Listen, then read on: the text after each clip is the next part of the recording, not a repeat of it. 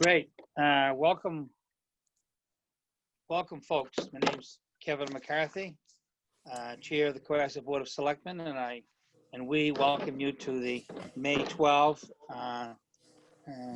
2020 Board of Selectmen meeting. Tonight's meeting will be conducted on the Zoom platform and live streamed on Cohasset 143 TV and on Cohasset's Facebook page. The public is also invited to participate on the Zoom platform, which can be accessed through the link provided at the top of the posted agenda for tonight's meeting. The Zoom app can be loaded onto a smartphone, a laptop, a tablet, or a computer, so you can watch your Board of Selectmen meeting anywhere you are in the world. Members of the board and other selected and other scheduled participants will be able to participate when called on by the chair. Board members will be able to ask questions of any participant. All votes taken at this meeting will be by roll call. Members of the public who wish to ask questions are asked to utilize the question and answer feature on Zoom, including typing in their name and address for the public record. Make sure if you ask a question, you type in your name and address so to identify yourself. The chair will review the questions and direct them to the appropriate participant for a response. This meeting is being recorded and will be available for later viewing on Cohasset 143 TV. I'm going to begin the meeting with a roll call. Start with Diane Kennedy. Diane Kennedy here. Paul Schubert here. Carrie. Harry Thompson here. Jack. Jack, you here? Yes, I am. Can you not hear me? No, we can't hear you. And when you're not on like it is now, just mute yourself, which I see everybody has done.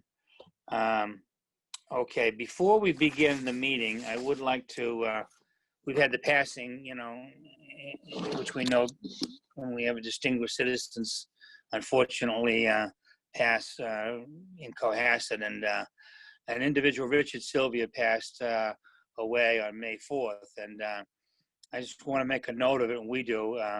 He's of a seventh generation Cohasset family of 7 generations. From a note I got from a citizen, he was also a former selectman. I personally, I think we probably all did, knew Richard. I used to see him down at the Elder Center. I think I saw him also downtown. Just a wonderful person. I didn't realize he was one of our many distinguished citizen families that go back, many decades. But just when I knew of him personally, just wonderful to talk to and interesting to listen to. He's one of those people when I would go to the Cohasset elders breakfast, that you talk to, he could tell you about the old days and past days and stuff in Cohasset. I just always found it very nice, and very surprised and and unhappy to hear of his passing. He grew up and attended high school in Cohasset. He was a former football star. He was an all-league captain of football in the Cohasset high school. He's also was in the Air Force. He's a veteran, and many people knew him from Sylvia's Garage. He owned and managed Sylvia's Garage in town. So we had a local business as well. So at any rate, I want to make a note of it. Wonderful man, wonderful family. And I'd like to ask for a moment silent meditation for Richard Sylvia.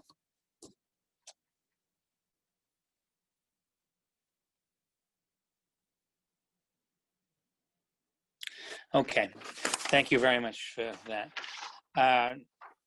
Next item, the next item on the agenda will be, as we usually do, an update on the public emergency. Today we'll be joined again by Chief Robert Sylvia, who will make a presentation. Also, Chief William Quigley, as well as Emergency Management Director Glenn Pratt, our health agent Pam Fahey, and tonight we're joined by the Director of Safe Harbor, Nicole Balashi. So we're going to be very pleased to hear and interested in all these updates. I know citizens really like this section. So with that, I'll turn it over to Mr. to Bob Sylvia. Chief Sylvia, you've got the floor. Thank you, Mr. Chairman. Good evening, Board. Quick update. Obviously, since we last met last Tuesday, the two big things that happened, obviously, the mask initiative or the mask order, cloth face covering order for the Commonwealth went into effect last Wednesday, and I'll talk about that briefly in a minute. The second piece was yesterday, the governor started to release the framework for what will be the reopening of the Commonwealth. The big parts there is it's a 4-phased plan. I don't know if you've had an opportunity to see it, but the working group will be working with this every day, probably for the next, well, for months to come, as this is slowly but surely rolled out. The current state is exactly where we presently are, which is the essential services, COVID essential services order is still in effect until the 18th, and the stay-at-home advisory is still in effect until the 18th. On the 18th, it's expected that the governor will release some further guidance on where we're headed with this. And it says that in phase 1, which would be the next phase, limited industries resume operations with severe restrictions. The state will provide overall social guidance, mandatory safety standards for workplaces, and sector-specific standard protocols and best practices. As an example, the mandatory safety standard that they released as a guidance will include social distancing, hygiene protocols, staffing and operations, and cleaning and disinfecting as an example. So that's all coming up as we go through this next week. We expect that by next week for the Selectmen's meeting, we'll have some idea of exactly what all of this means. The other piece was, again, I want to touch back on the cloth mask initiative. Obviously, it went into effect as an order as of last Wednesday. And I'd like to take a minute just to thank the folks of the town of Cohasset for listening. And we have taken the stance very simply as a group that it would be education versus enforcement. And as we've told people the why, the what, and when they need to wear the mask and how they need to wear their masks, it's been very well received for the most part. And what we're seeing is almost 100% compliance. And that is, I thank you for protecting me, and I'll just leave it at that. So I think the mask piece is going over very, very well. We continue to work with all of our partners in the stores and so forth to make sure that this continues to work in that direction. So those are the two big items that happened that I wanted to touch on, Mr. Chairman, over the last week, and I'm sure that the chief and Pam and Glenn have other items that they'd like to address also. Thank you very much, Chief Sylvia. Just want to know, we've had 4 questions come in, and maybe another one. So this is good. We have a good, healthy question. So those people may be listening. 3 or 4 of those are similar, and they're relating to, when we can reopen things like the ballparks and the beaches and so forth. So, but I think might be good is we'll go through the presentations, and then I'll ask the panel these questions. With the first 4 coming in are related to, questions of when they'll be able to reopen and so forth. But rather than ask them right now, let's listen to all the presentations, and then I'll put the questions out, and it can be fielded by the panel. But that's an early heads up. Chief Quigley, please. Chief Quigley. Good evening, Mr. Chairman. Can you hear me? Yes, I can, Chief. Loud and clear. Okay, great. Good evening, Mr. Chairman and Board. Thanks for having us again tonight. We've had a very busy week, productive week. We've been working hand in hand with a lot of other town departments, including the Board of Health, DPW, Safe Harbor, and obviously the Fire Department, Harbor Department. We're trying to, as you know, we're still in the emergency phase of this operation, operationally wise, the emergency phase, and we're working towards, getting over that hump and heading towards, the recovery phase.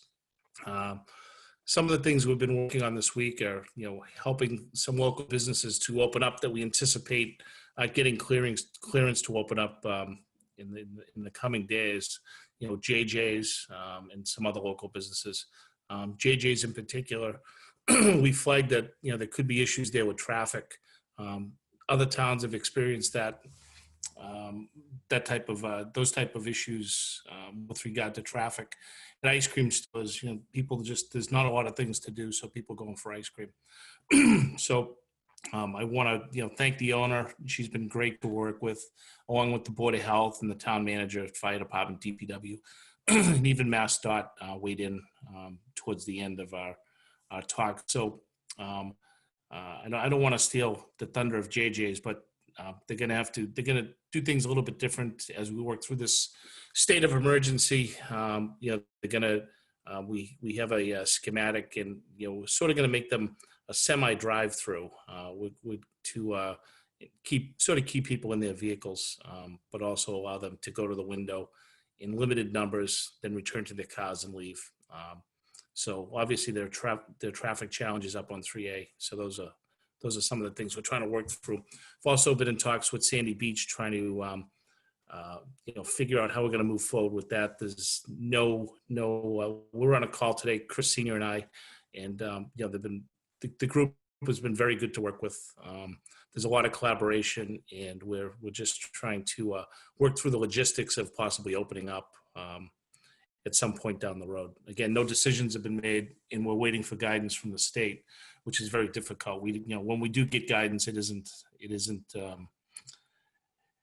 doesn't answer all of our questions, so it's sort of left to us. Beyond that, we're experiencing a rise in domestic violence. We've had several arrests since this has started. We're conducting video arraignments at the station. We did one today.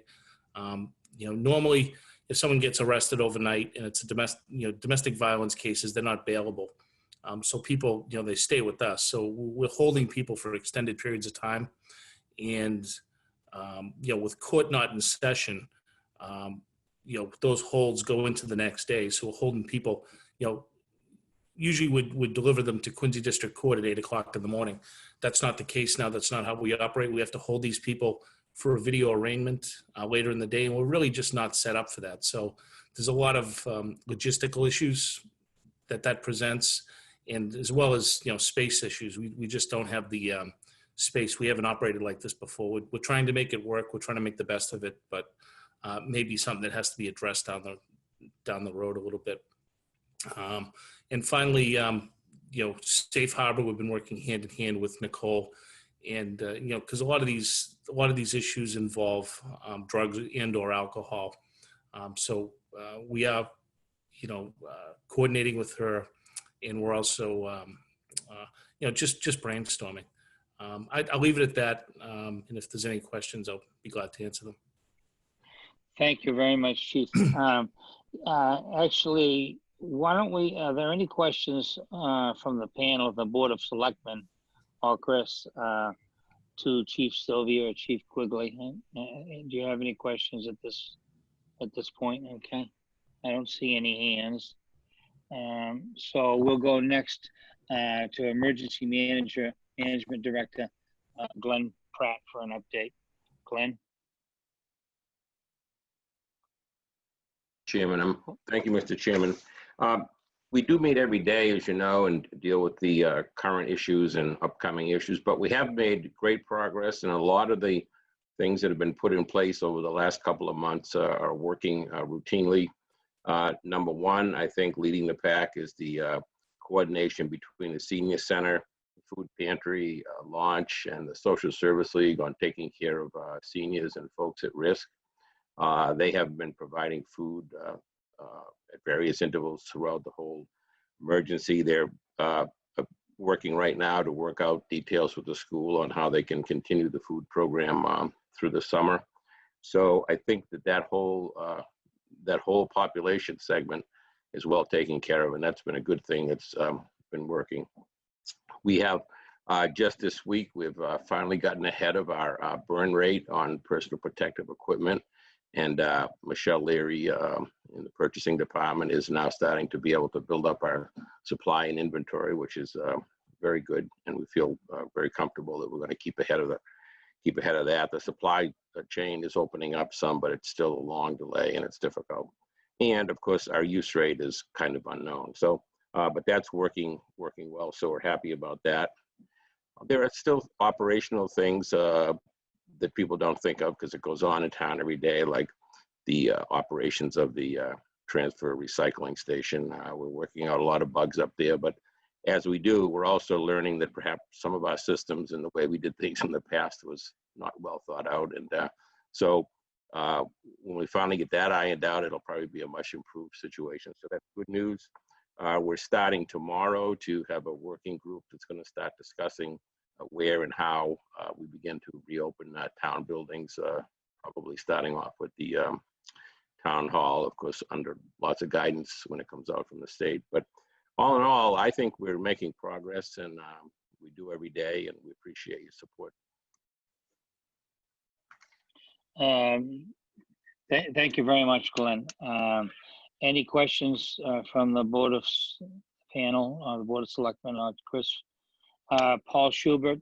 So Glenn, the PPEs that you have, what sort of inventory are you going to expect to have by October, November, when the flu season starts to hit? We did a projection out through November, and the feeling is that we're going to use between now and then somewhere in the vicinity of 25,000 procedure masks. We hope that by the end of June, we'll have a cache of at least 10,000 on hand, and adding to it at the rate of at least 1,000 a week, whatever Michelle can get in the pipeline. The N95 masks are quite elusive, as you probably know, but there is a lesser version called KN95, of which we have quite a good stock of those now. We're going to build that up also.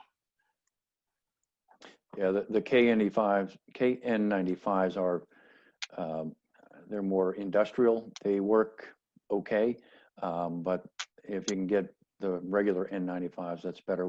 We have been a little bit short at the hospital because we've been reusing them for a week before you get to throw them away. And we're pretty shy on the small ones, which is the one that fit me. So I've been taping it to my face. So I would see if you can try to get as many of those, because those are going to be very useful. We have a good program going on with the fire department and police department for UV light sanitizing their N95s when they do. So that's slowed down the use rate, but we're still catching up on those for sure. Good. Any other questions of Glenn Pratt? And I'm not, let me just check here. I'm not seeing any. So we'll go to the next present. Thank you very much, Glenn. Next, we'll go to our health agent, Pam Fahey. Pam, for your update. Okay, thank you. Pretty similar to what the two chiefs already discussed. I was just going to do a brief update about the business. So currently, right now, only essential businesses are open. And starting May 18th, once we move to this new phased approach, it's no longer going to be a case of essential versus non-essential. Instead, it's going to be a business's ability to meet standards of these different phases. So for example, for like the restaurants that are already essential and already open, if they get to move to the next phase, it could mean that now that they could have outdoor seating, whereas currently that's banned. An industry that might be able to open now based on low exposure potential, for example, might be a car wash. Whereas on the other end of the spectrum, something like a massage business, the whole business model is based on touching, so that's liable to be the last thing to open up. So it's just a matter of progressing from phase to phase and allowing, a bit more. Like again, for the restaurants, it might be outdoor seating in one phase, and then the next phase could be limited occupancy. Maybe it's like 10 or more or something. And then as each phase progresses, more and more can be opened up. But the DPH does caution, though, they're going to continually keep looking at the metrics and in terms of cases And, if things seem like they're suddenly starting to spike up, we might have to go backwards. We could be at like phase 3 and have to end up going back to phase 2 again. So it's going to all be a work in progress. It's going to be, everybody's going to have to be patient. Like, I know everybody's already been very, very patient, but, just unfortunately, just because we get to phase 3 doesn't mean the next step is phase 4. It could be back again. So I have to continue to be vigilant and stay tuned as each guidance comes out for each different business. And then on the other side of things, another thing I wanted to talk about a little bit is antibody testing, because some people still continue to get antibody testing, and the test itself is dubious at best because they haven't necessarily been approved by the FDA. There's all different people that manufacture them, and there's not a great quality control at this point. And because the antibody test is basically just a plus minus, either you've been exposed or you haven't, it doesn't have any kind of timing component to it. So if you've been exposed and you're a plus case, you don't know, well, when were you sick? They don't know, like, are you still infectious or not? So there's going to be guidance coming out pretty soon that's going to recommend that you get both at the same time. If you get an antibody test, either at the same time or immediately after, if you get a positive, you're supposed to get a PCR test, which is that swab test. And that would actually be able to tell you whether or not you're infectious. Because unfortunately now, if you just get the antibody test and nothing else and you're positive, they have to assume worst case that you're infectious, and now you end up having to go into isolation. So according to the state epidemiologist, there's really only 2 reasons at this point for having people get antibody tests. And number one is to find out what's the prevalence within either, like, say, a city or a region, just for, long-term monitoring. So again, when you're in this phased approach, should we keep going?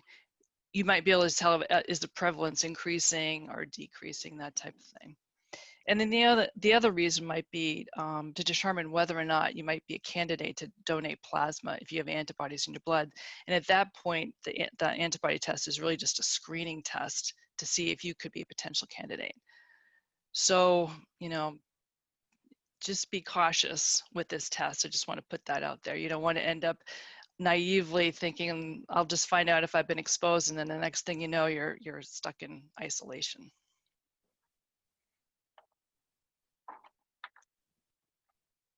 Anything else, Pam?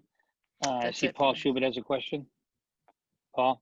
So most of the metrics are starting to decline for the state and across the Commonwealth. Hospitalizations, ventilator use, admissions, total in the ICU, total number of admitted COVID positive patients. The one disturbing factor that's out there is the testing that's been ongoing. And typically it's been somewhere between 12 and 17% of testing that is positive. So from a population point of view, a few days ago, it went below 10%, which was the first time in the testing. Unfortunately, in the next few days, it went above 10% and it's at 17%, which is a little bit disconcerting because that means in the population that you're screening, you are seeing a percentage rise that's significant in the testing population of those who are sent for a reason, whether they've been exposed or whether they are active with symptoms. So that's one of the more unsettling metrics that we've seen so far, which we'll see over the next few days as the testing continues, whether that drops down below 10%. 10% is a pretty good number to see below. Thank you, Paul. Pam, as we start to reopen and so forth, and one of the big things that you're always hearing in the news is the importance of having testing while we're reopening so that we can see, how it's working in terms of testing, apparently whether someone has the virus or not. So as we go into the reopening, have you been hearing anything, or do we have any plans or anything for more active testing in Cohasset as we go through these stages? Is there anything we can do or should we try to do to get that actually a stronger component of that in town? Yeah, that's a good question. So that question was given to the state epidemiologist recently, because there had been talk about, you know, that could be a sign that you could go back to work again, almost like you could get an immunity card, you know, to and say you're safe to go back to work. But she was saying we're not there yet. Like, again, those immunity tests are, they're just not at the point yet that they're not diagnostic. They can't tell you whether or not you have sufficient antibodies. So at this point, it really wouldn't make sense. I know like the city of Somerville is doing widespread testing, but I think that's really just more of a prevalence to set maybe a baseline. But no, at this point, it wouldn't be the right thing to do for Cohasset. Okay. Any other questions? Diane Kennedy? Thank you. I just have a question about the 4 phases. I read something about it after the governor spoke yesterday, and there didn't seem to be a lot of there. And I wonder, and I get it, but I do wonder whether we anticipate there will be some kind of addressing of outdoor facility use, or is that something that's going to be strictly on a local level? You know, I've said it before, I guess that would involve the beach and tennis courts. And is this something that we'll be getting some guidance from the state on, or is this something that we're going to have to start crafting kind of rollout plans for? No, And it's whoever definitely can going to be do the that. state. Yeah, it's definitely going to be the state, because the last thing they want is towns doing different things. You know, like you look at the beaches, you don't want Hull doing one thing, Cohasset doing another, Situate doing another.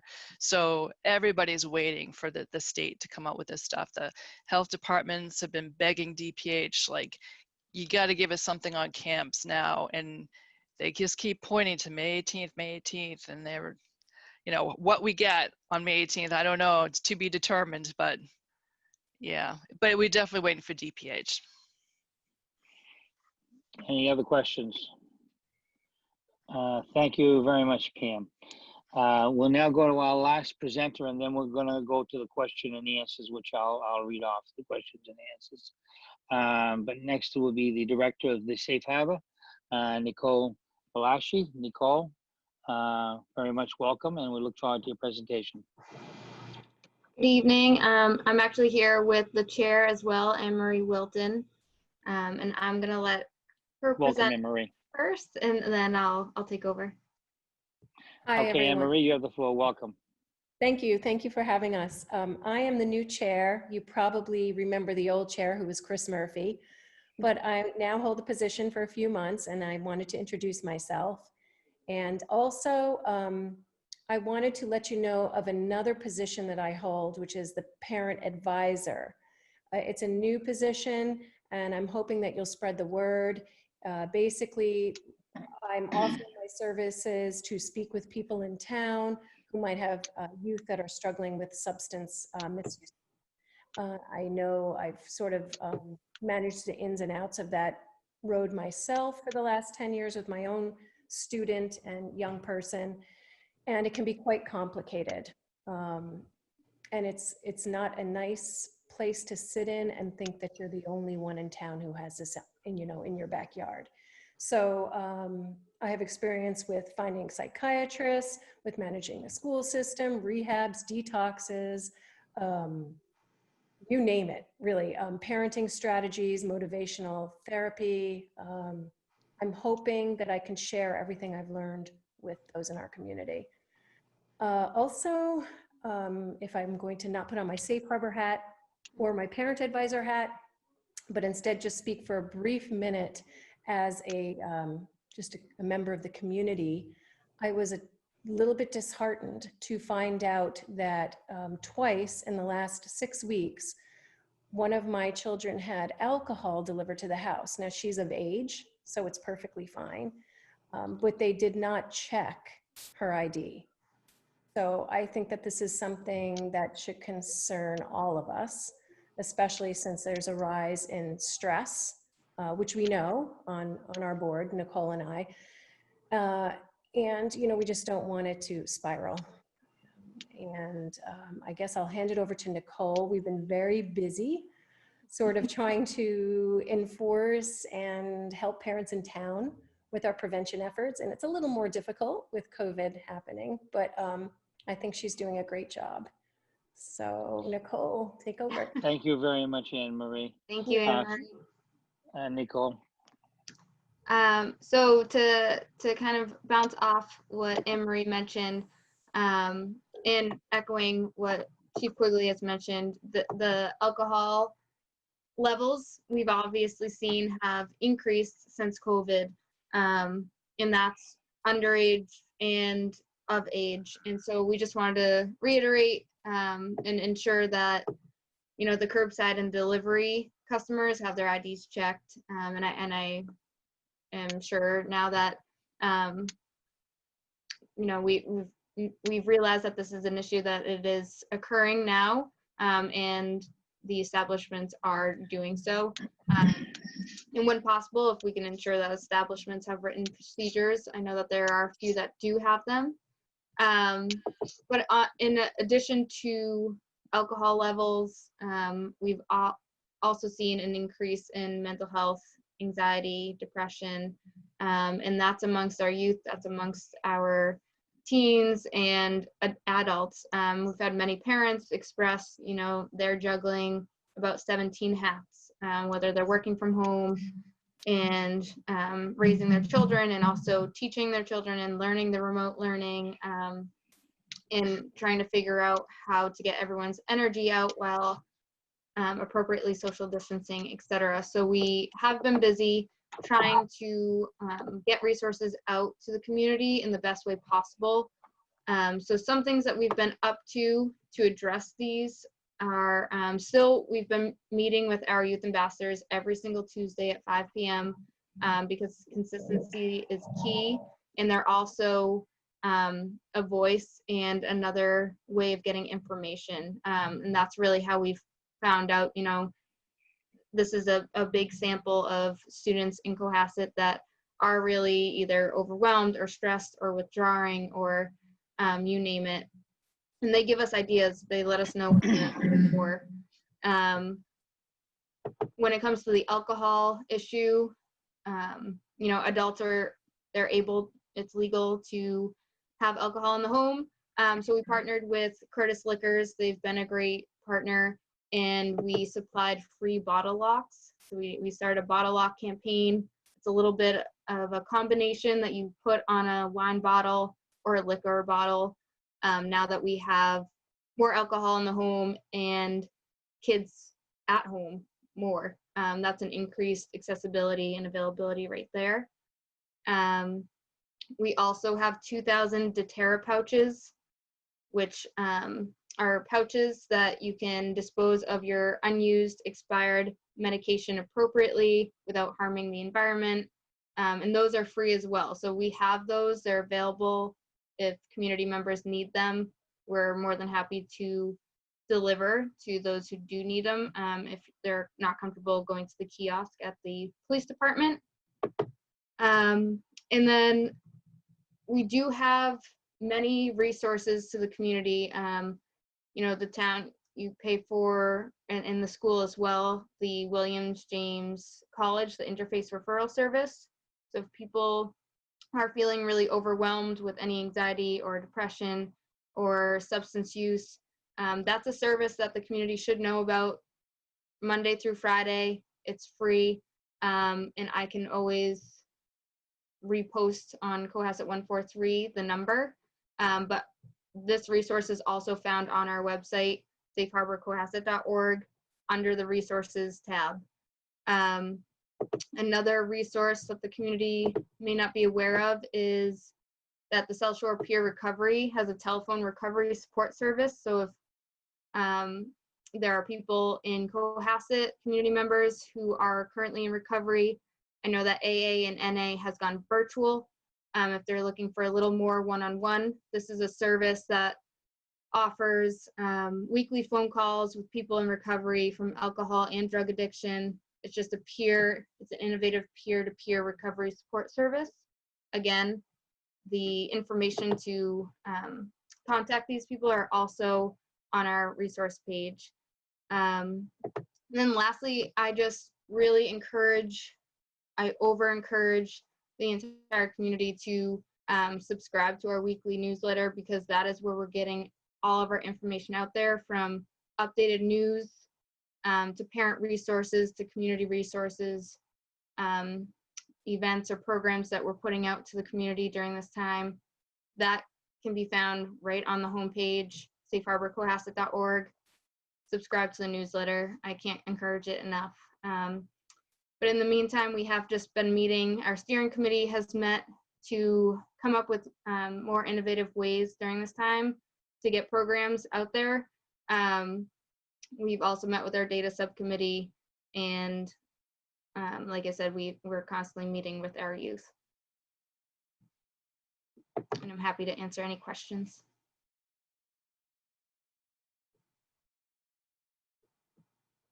I think you're muted, Kevin. Thank you very much, Nicole. Any questions from anybody on the panel for Nicole? Carrie Thompson, and then Jack Creighton. Hi, Nicole. Carrie? Thank you for all you're doing. Your weekly updates are fantastic. I do know some people that have asked me if you've heard anything about what phase AA meetings and those types of meetings will be in terms of reopening. Have you heard anything about when you think they'll be allowed to be meeting in person again? I haven't heard anything specific. I know that they're waiting to follow the, and Anne-Marie might know more.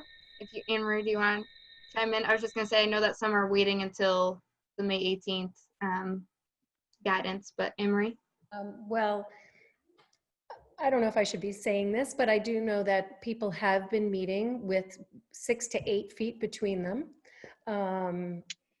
So if this is something that these people desperately need, some people just, they can't connect through Zoom and they need this, right? And it's a life or death matter to them to keep AA alive. So there are some things going on outdoors in open space. So you can give me a call tomorrow and I will share that with you. Thank you, Anne-Marie. Sure. Thank you. Jack Creighton. I'll undo your, one second here. Let's go find Jack's name here. Go ahead, Jack Creighton. All right, thank you. My wife's trying to figure out this secret sauce you have, Kevin. But anyway, Safe Harbor is spectacular, and Nicole is doing a great job. And Anne-Marie, I've heard good things about you. Thank you. And I think your comments about AA meetings were right to the point. We're so fortunate to have Safe Harbor.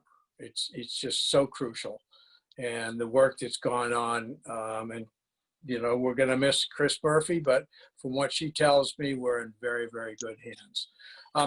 Question I'm having is, the youth center we've made that a top priority, and obviously it's going to be impacted by the virus and the shutdowns, and I'm sure Pam will work closely with you figuring out how to get it open. But something had occurred to me in the interim to keep the interest up. Do you think it's possible to have like youth center Zoom meetings to plan what could be done, and then you create an activity and get the kids involved and keep the idea alive? And I think it might be positive in many things, but you guys are the ones running Safe Harbor. You've done a good job. So that's a humble suggestion from my part. Thank you. Thank you, Jack. Anne-Marie? Thank you. I know that we have had a couple of attempts to have get-togethers with the students. Nicole will speak on that, but sort of live performance events, sort of like we held at the garage. And well, Nicole, you can speak on this better than I can since you're in contact with the youth ambassadors. Yeah, so we, like I said, we are trying to come up with more innovative ways to engage the youth, and in regards to where we have ground level cafe. That was one of our most popular alternative Friday evenings. And I don't know if it was too new into the stay at home, or if this is a whole different experience when you're one-on-one, everyone's looking at you. And some of the students have expressed that it is awkward. and they prefer to just have their camera off. So we're trying to come up with programs where they feel comfortable and it's still public. So we're always open to suggestions. One thing I will mention that we have had really good participation in is National Prevention Week.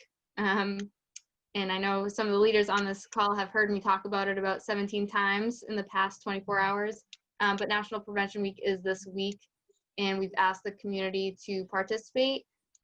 This is just a health observance week for all the work that we put into preventing prescription drug misuse, alcohol misuse, marijuana misuse, tobacco misuse, and suicide. So we welcome the community to continue to send in pictures. We've had great participation, and especially from our youth. So I think now is a time, and like Anne Marie said, we are brainstorming. This is a time to really start to re-engage the youth now that school may be coming to an end and they are more comfortable doing this virtual world, where when we did offer a virtual open mic night, it was just too soon, and I don't think they were comfortable enough. Thank you, Nicole. Any other questions on the Safe Harbor presentation? Not seeing any.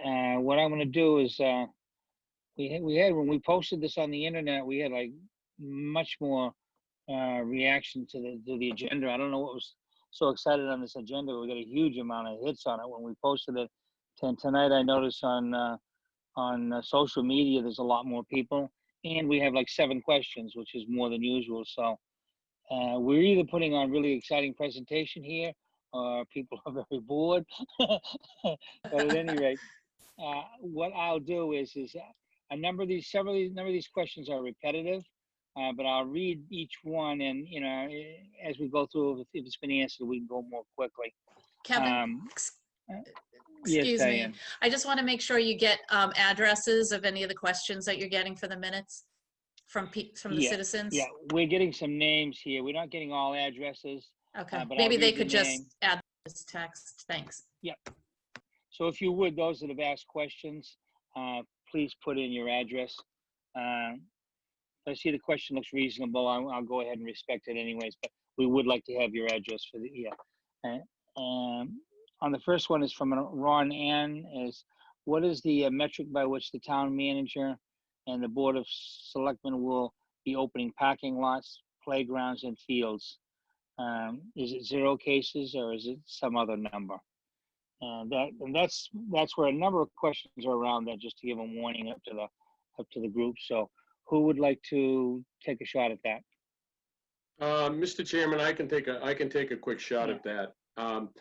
Again, we mentioned at the very beginning of this call, and Pam also mentioned it in her presentation, that we take our guidance from the Commonwealth. So we are following the orders, the regulations, and the advisories that we're receiving from the state itself. And we, at this point, are doing the best we can to manage that. Everybody keeps looking at the 18th as being the day that this may change. Well, what we believe at this point, based upon what we're being told, is we will get some new guidance in regards to this, and we will then move along those lines. So again, it is not so much the town of Cohasset as it is the Commonwealth of Massachusetts that's going to make those decisions. We're going to then operate within the guidelines, the advisories, and the orders that we receive from the governor. Thank you, Chief. And if I might add to that too, I assume it'll go on for a while, but the governor gives a press conference every day. It's somewhere around 1 o'clock. And these kinds of questions also come up, or he in his presentation addresses these kinds of things. And again, we've said the day of May 18th will be the first day where they start to actually put out some guidance of what can be open. But I would direct people's attention to that daily news conference, because it is from the governor, but as Chief Sylvia said, those regulations that they promulgate are the ones that we have to obey anyways. So that'll get you more clued in. Okay. The second question from Dean Newman is the town's most recent, again, some of these are repetitive, but I want to read people's questions. The town's most recent weekly report indicated that there have been 20 cases. 18 of them are reported as recovered. Do the BOS and town manager feel that 2 active cases support restrictions above and beyond Governor Baker's order, i.e. the closing of the fields, playgrounds, parking lots until the 4th of July? So anybody want to take a shot at that? And I mean, Yeah, I'll take a Dr. shot at it. Schubert? Yeah. So we had originally put that in as the 4th of July, and we were going to readdress it as we stated at the time when further information comes along, because this is, again, a novel virus that we have 8 weeks of experience with. So this is where if the Department of Public Health at the state level says that the Commonwealth should begin to open up is where we would readdress that. So yeah, it's put into the 4th, but this is not set in stone. I guess that's my understanding when we voted. As well, I believe the state, in fact, I think it was just in the news yesterday that in Boston, all events, including the 4th of July events and all other events have been canceled in Boston, throughout the rest of the summer. Of course, that is the big city of Boston, but I mean, I don't think our restrictions are all that unusual, but I would say that, but also we are going to relook at that again in June. Anybody else want to comment on this? And if I can just follow up on both those comments, Kevin.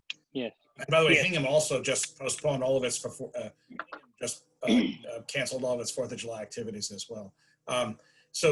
Again, as Chief Sylvia stated, we're following state guidelines, and we've also been able to adapt as we can. For example, while the beaches are closed in Hull, we've actually been able to keep the beach here open, at least for the mornings and early afternoons, and that's a hybrid. Remember that it's actually run by a trust, a public trust, the Sand Beach Association. So we've kind of tried to strike a balance between letting people, keeping things open and also not setting ourselves up for failure, because we don't want people to think that things are back to normal, because unfortunately they're not. Believe me, I'd like nothing better than to open up our playgrounds and our courts and our fields again. The challenge is that, again, we're still operating, as the Chief Sylvia pointed out, under public health directives and also the governor's emergency order, which means that no groups can get together. That's still in effect. We're hoping that the guidance that we get will help us to continue to open. And again, Wheelwright Park is open. Wampatuck you can still get into. You can still go to the beach in the mornings, and we hope to continue to be able to do that, and hopefully expand it as time goes on. So believe me, it's something we talk about literally every day. Thank you, Chris. Jack Creighton, let me just give a second. Jack Creighton, I'm just get him on the list there. Jack Creighton, go ahead. Yeah, thank you, Kevin. Yeah, I think, first of all, I think Paul had a good point. We can always revisit this. But I think when we voted on that, part of our strong intent was to send a signal to various organizers of parades, of public or private events around Memorial Day and around 4th of July and Flag Day and whatever, that though they were not going to be allowed, and this was to allow the various organizers to have some clarity. So we really wanted to do that. As far as opening up sooner, I think that as soon as we can. I think our citizens are been very, very patient, and I congratulate them. But I do believe that it is time that we start finding a way forward to ease up and let people go as close to normalcy as we can. Public health, of course, being paramount. Thank you. Thank you very much, Jack. Any other questions I see from the panel? I'll go to the next question. Related, but I'll read it anyways. Last week, they had noted that Chief, I think Sylvia, has stated that a lot of people, if not everybody, was radioactive. I think was the phrase that he's using here. Does the chief want to, or anyone else want to address that in the context of only 2 active cases in town? Does the Board of Selectmen and Town Manager think that this accurately depicts the situation here in Cohasset? I think the idea being, is it accurate to say that there's a lot of cases in Cohasset? Does anybody want to, and why Mr. we're Chairman, acting that way? If I might Yeah. just clarify what I said. What I was using that as is in context to emergency medical services and responses. The simple fact of the matter is that as this new virus is more and more research is being done, it's being found that there's a large majority of contagious people that have no symptoms or have very mild symptoms that could possibly be treated as a hay fever or something along that line. So what we in pre-hospital EMS do is we treat everybody with any type of symptom exactly the same way. Hence, I use the term from the standpoint of pre-hospital EMS, everybody is radioactive until proven otherwise. And that's what I meant by that piece of that phrase. Thank you very much, Chief. I want to go to the next question. These are similar. This again, we don't maybe not even need to eat it, but I'll. There are 2 positive cases of 8,000. What's the end game? Do you expect the COVID number to be 0 before we reopen fields and beaches? Let's try to be sensible about this. I think we've answered that unless the panel feels otherwise. I think we've addressed that question to the extent that we need to or want to. Okay. I'm going to go to the next question. Cohasset has done a respectful, and this is from a Derek Carcass. Cohasset has done a respectable job based on what we know of this epidemic. We have accomplished the curve flattening. We have all tasked to do so and now see the opportunity to move into a scenario of reopening activity with only 2 residents in COVID-19. Should we consider relaxing restrictions, beach play? I think that's already been asked. Does anybody else have anything else to add on to that? Again, I do want to respect everybody's question, and we are getting a lot of questions in this area, though. Next one.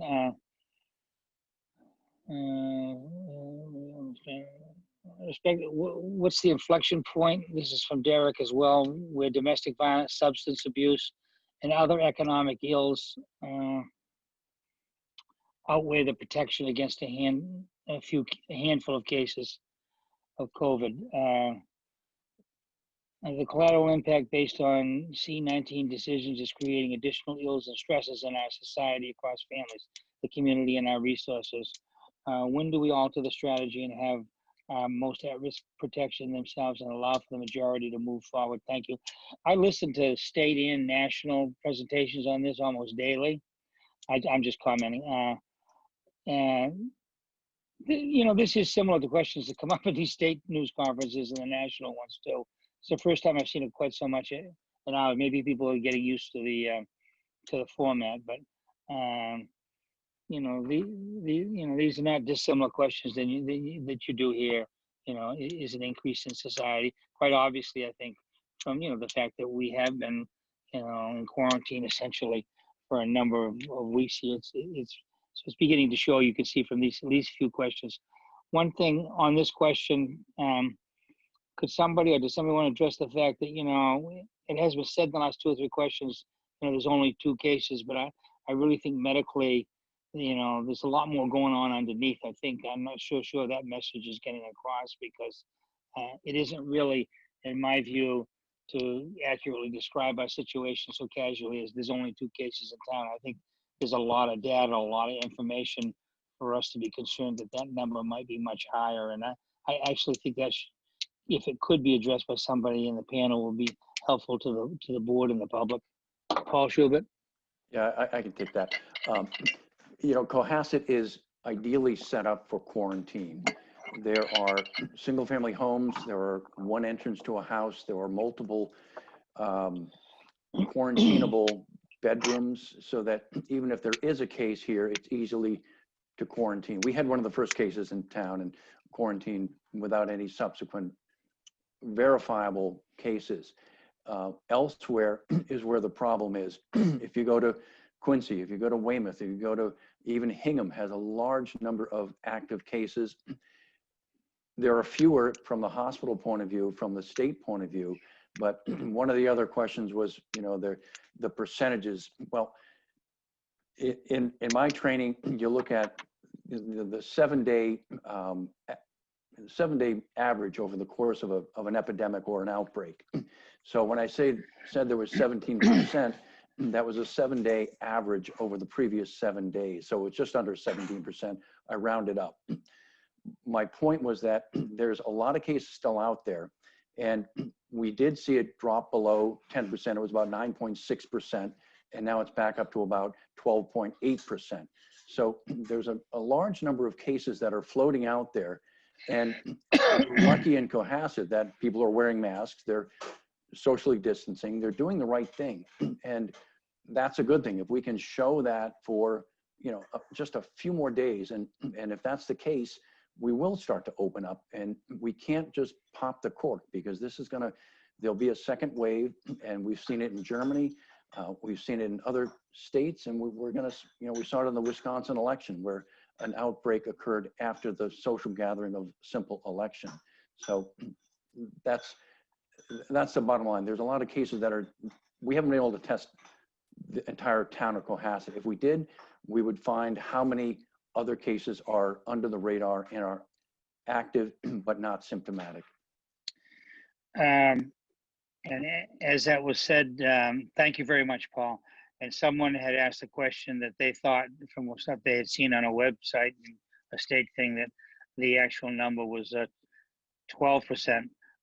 However, I watched the governor's presentation today, and I remember distinctly him saying that it was up to 17. In fact, the news said afterwards.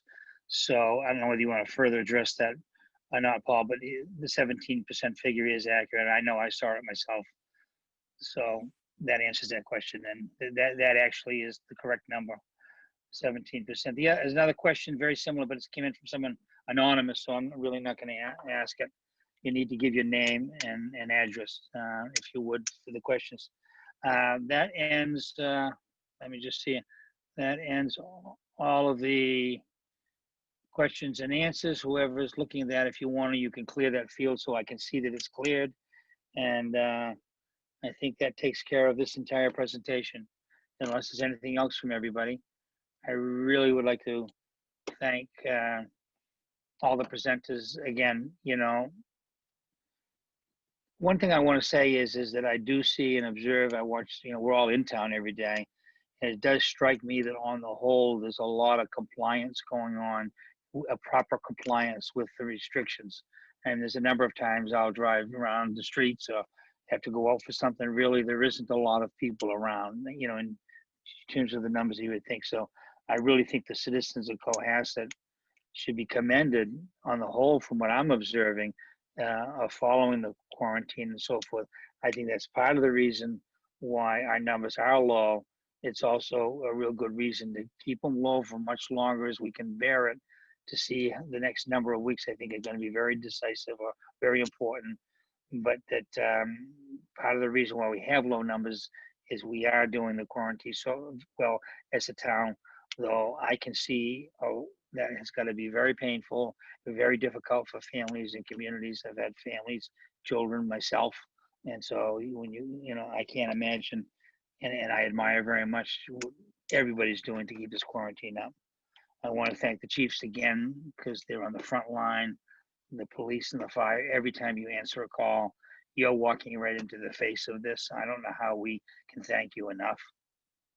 Really, and I don't want you or your department or all your people that work in the police and fire department, if you pass that on to them, I'm sure they've heard it, but we so much appreciate that. And Paul Schubert and the medical people, and we know Paul personally, he's a doctor, but he goes to the front lines. But there's a number of medical people in town that we have that we're so grateful for going to the front lines on these in this situation.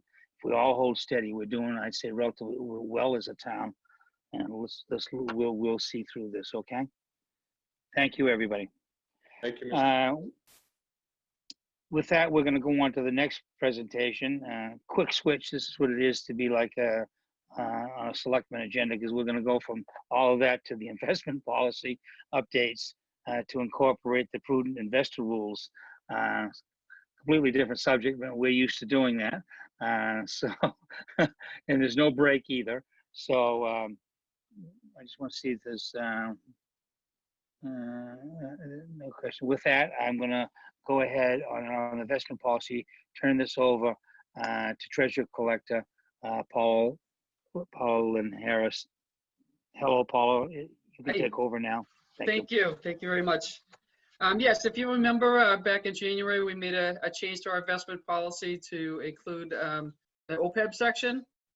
And right after that, our special act was passed by the governor. He signed it, and now we have permission within the permanent trust funds to go ahead and move off of the legal list and invest them similar to the OPEB prudently.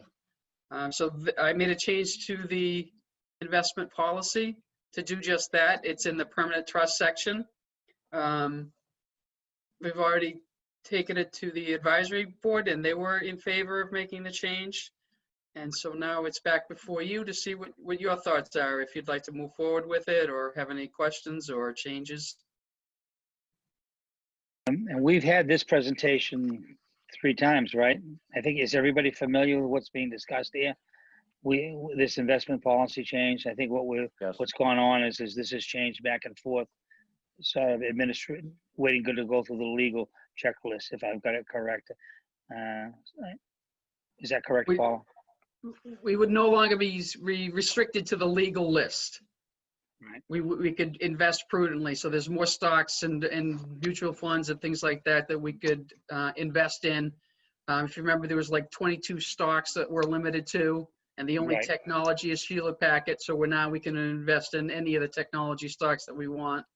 Right. Obviously, in consultation with our investment folks, they deal with this every day, all day. So I can rely on their expertise. Right. Okay, so I thought we had approved this actually before, but if we haven't, I think we just brought it before you, and then we took it to the advisory, right? oh, okay. Yeah, that's where it was. We presented it here, Kevin, and then went to advisory for their approval, announced back to you, this board, for your final approval. Okay. I have a hand here, but it's not on the current subject. It's Paul. Paul, if you have a question, Paul, if you could write it in, write in your question, the question and answer, and I'd be glad to read it. Because I don't think, Paul, I think, yeah. So if you do that, Paul, I appreciate that. Okay, Diane Kennedy, and then Paul Schubert.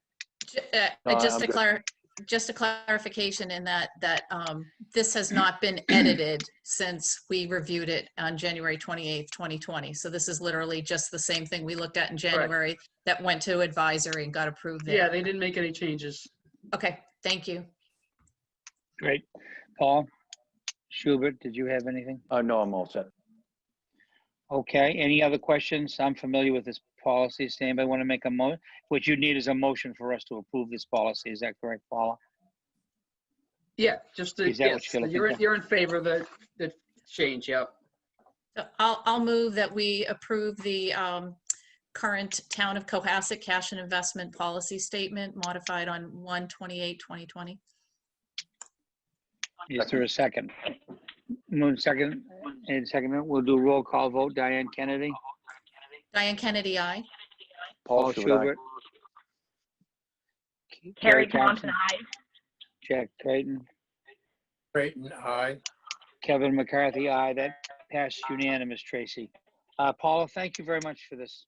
Thank you. Thank you you've been pursuing this for many months, so we're glad to wrap it up, and thank you very much. Thank you. Okay, next item on our agenda is the fiscal 21 school department budget. I think the board knows, but in case just for the public's framing, this is the school is going to present to us.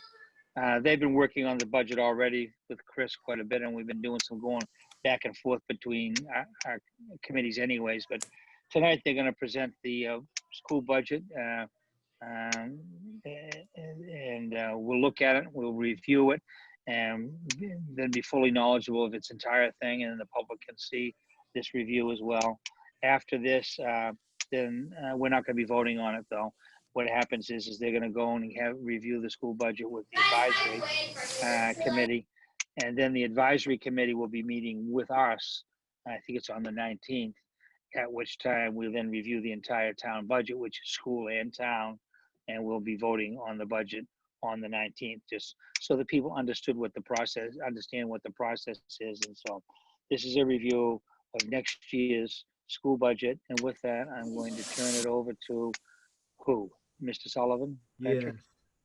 Thank you, Patrick. Wait, Ellen? yeah, Ellen, go ahead. Yes. yep. Thank you, Kevin. Are all the school committee members, can you see, I can't see if they're all present or not. Yeah, Ellen, they all look to be present. Okay, I do need to call to order. We posted this as a meeting, so I'd like to call to order school committee meeting of Tuesday, May 12th at 8:09 p.m. A joint meeting with the Board of Selectmen for review of the FY21 school budget via the Zoom platform. Can I have a roll call, please? Present, Ellen Mar. Present, Jen Madden. Present, Ashley Caleri. Present, Craig McClellan. And Mr. Kearney, you might be muted right now. Present, Paul Kearney. Thank you, Craig. Great. Thanks very much. So my only question is, do you Michael, you gonna want to show the slideshow? Do you want me to give you? I'm gonna give you co-host authority so you can post the slideshow. Is that okay, Kevin? Yes. Okay. That'd be great. Thank you. Just don't go wild with the power. Keep an eye on him, though. Okay. It might go to my head. No, you're welcome. Go ahead, Michael. Thank you. So I'll actually start off here. So I'm Dr. Patrick Sullivan, Superintendent of Schools, and want to start by thanking Chairman McCarthy, the Select Person Board, for having us here to virtual Cohasset, I guess I call it, and also for all of your support for the staff, the families, and of course the students of Cohasset. And I also want to thank Chris Senior, Don Pyatt for their incredible collaboration and support throughout the budget process. Of course, the school committee for all the work they've done. And, just as a personal note, it's been a pleasure to be a part of the town team during this time of crisis. I feel very honored to be side by side with you through this. I do want to start off by making a point that we do realize that with COVID-19, just as it's affect every form of business out there, it's going to affect the way schools look like in the fall. We're very much awaiting guidance right now from the Commissioner of Education. He has a team that he's calling the reentry team that is advising him. We expect that guidance to come our way within the next couple of weeks. But I do want to make the point that we feel very strongly as a team that the budget priorities that we're presenting today are important budget priorities that will be paramount no matter what the situation is come the fall. You'll see that they're very much front-loaded with the social emotional wellness of our students, first and foremost with our counselor positions. And there may be opportunities, we know there will be opportunities for grants that will come our way to help us as we navigate COVID-19 and whatever that may bring to our schools in the fall. We are planning behind the scenes right now and awaiting that guidance so we can be more prominent with what our plans are. But I just wanted to make that point right out front. And then before I turn it over to Michael, just to thank everyone in Cohasset for supporting our students, particularly our seniors right now who deserve a lot of acknowledgement, and the town support with that has been really apparent, and we're very thankful for that. So with that, I'll turn it over to our Director of Finance and Operations, Michael McMillan, who will walk us through the presentation. Michael. Okay, thank you very much. Can everybody hear me? Yes. Yes, okay, thank you, Chris. So I have I think it's 43 slide pack here, and that's fairly punishing in person and would be torturous to do on Zoom. So I'm going to go through some highlights. We have circulated pretty much this version to the boards. So I'm going to go through the highlights, which so I've kind of highlighted the slides. I'm going to just kind of run through actually the superintendent has already kind of gone through the COVID-19 response and how the budget reflects that or not. I'm going to go through a background to the budget, and then some slides on what our actual requested budget included and some of the sort of priorities that didn't make it in this time round, a little historic and a comparative state context before we finish on facility needs and future concerns. Oh, hold on. Sorry. Oh. Hold on a second. Don't worry, I'm not going to do all these slides. So the budget priorities. So as we put this is way back before all of the coronavirus experience since March, we did put together our budget priorities, and these are really critical to the budget we put together and the work that we're doing.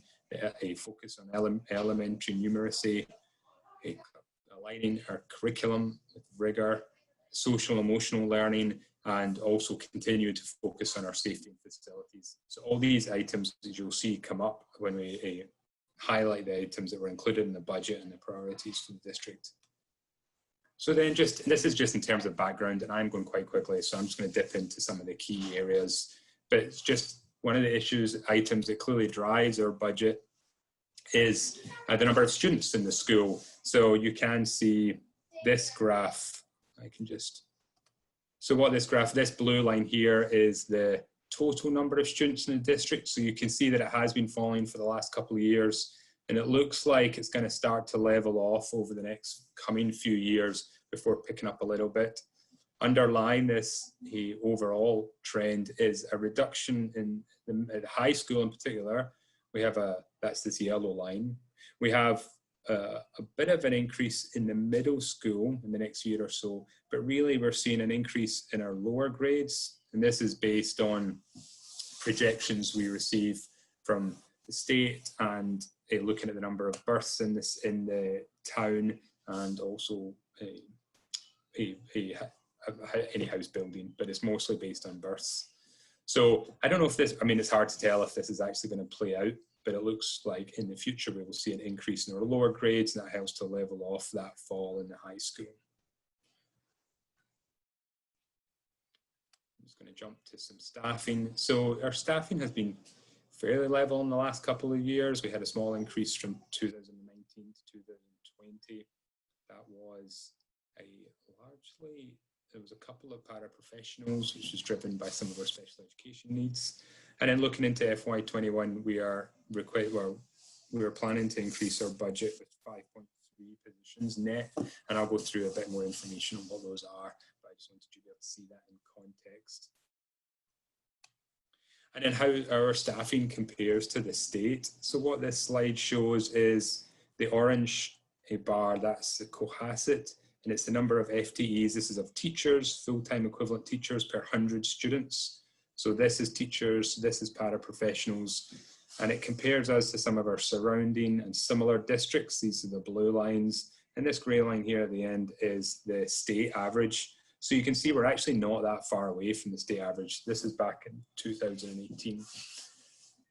And I mean, the number of teachers we're adding actually here would make much difference to this, because when it's spread out over every 100 students. And likewise, paraprofessionals is a little higher than some districts, but overall is a close to state average. Obviously, how the district is performing is a critical part of what our priority, to inform our priorities. The schools consistently perform well when compared to other districts. So these charts, which are another chart produced by the state, which I really like, has basically, you've got a line in here for every district in the state, and it shows, this one shows in ELA, that's English Language Arts, the percentage of students that meet or exceed expectations.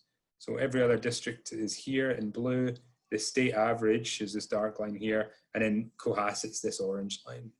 So obviously that's right up there with the best. I think we'd like it to be higher, but we're consistently performing well. We'd like it to be higher. You can see in math, again, it's high. It's definitely the top 25%, but I think you can see that this is an area that we'd like to focus on, and that's why it was in the priorities. So that's some of the background to how, the key things we were thinking of when we were putting the budget together. So these are the key assumptions. I just wanted to give you a flavor of some of the assumptions that have gone on to developing this budget. Essentially, the budget is based on level service, but then making some additional changes as well as some changes to deliver on our priorities to deliver incremental improvements in service.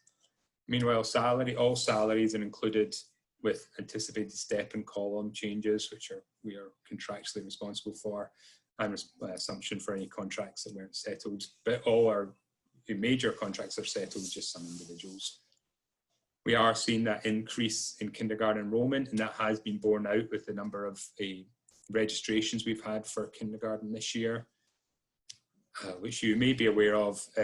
As the schools have changed their start times, we are moving from a 3-tier system where we have the buses going out 3 times every morning and 3 times every afternoon to a 2-tier bus system. So Deer Hill and Osgood are being joined up onto one bus route, and that will require an additional driver. We are assuming that revenue expenditure from other sources is neutral. That's like grants, revolving accounts. We've made some forecasts for how they might change a little bit, but overall, we're not expecting them to impact the budget much, except in one way that I'm going to explain in a little bit. We have the school committee has approved an increase in our transportation fee, which is going to help offset the increase in costs due to the 2-tier busing. We're assuming those grants remain level. We are assuming that we get capital funding for our critical needs, particularly the bus lease.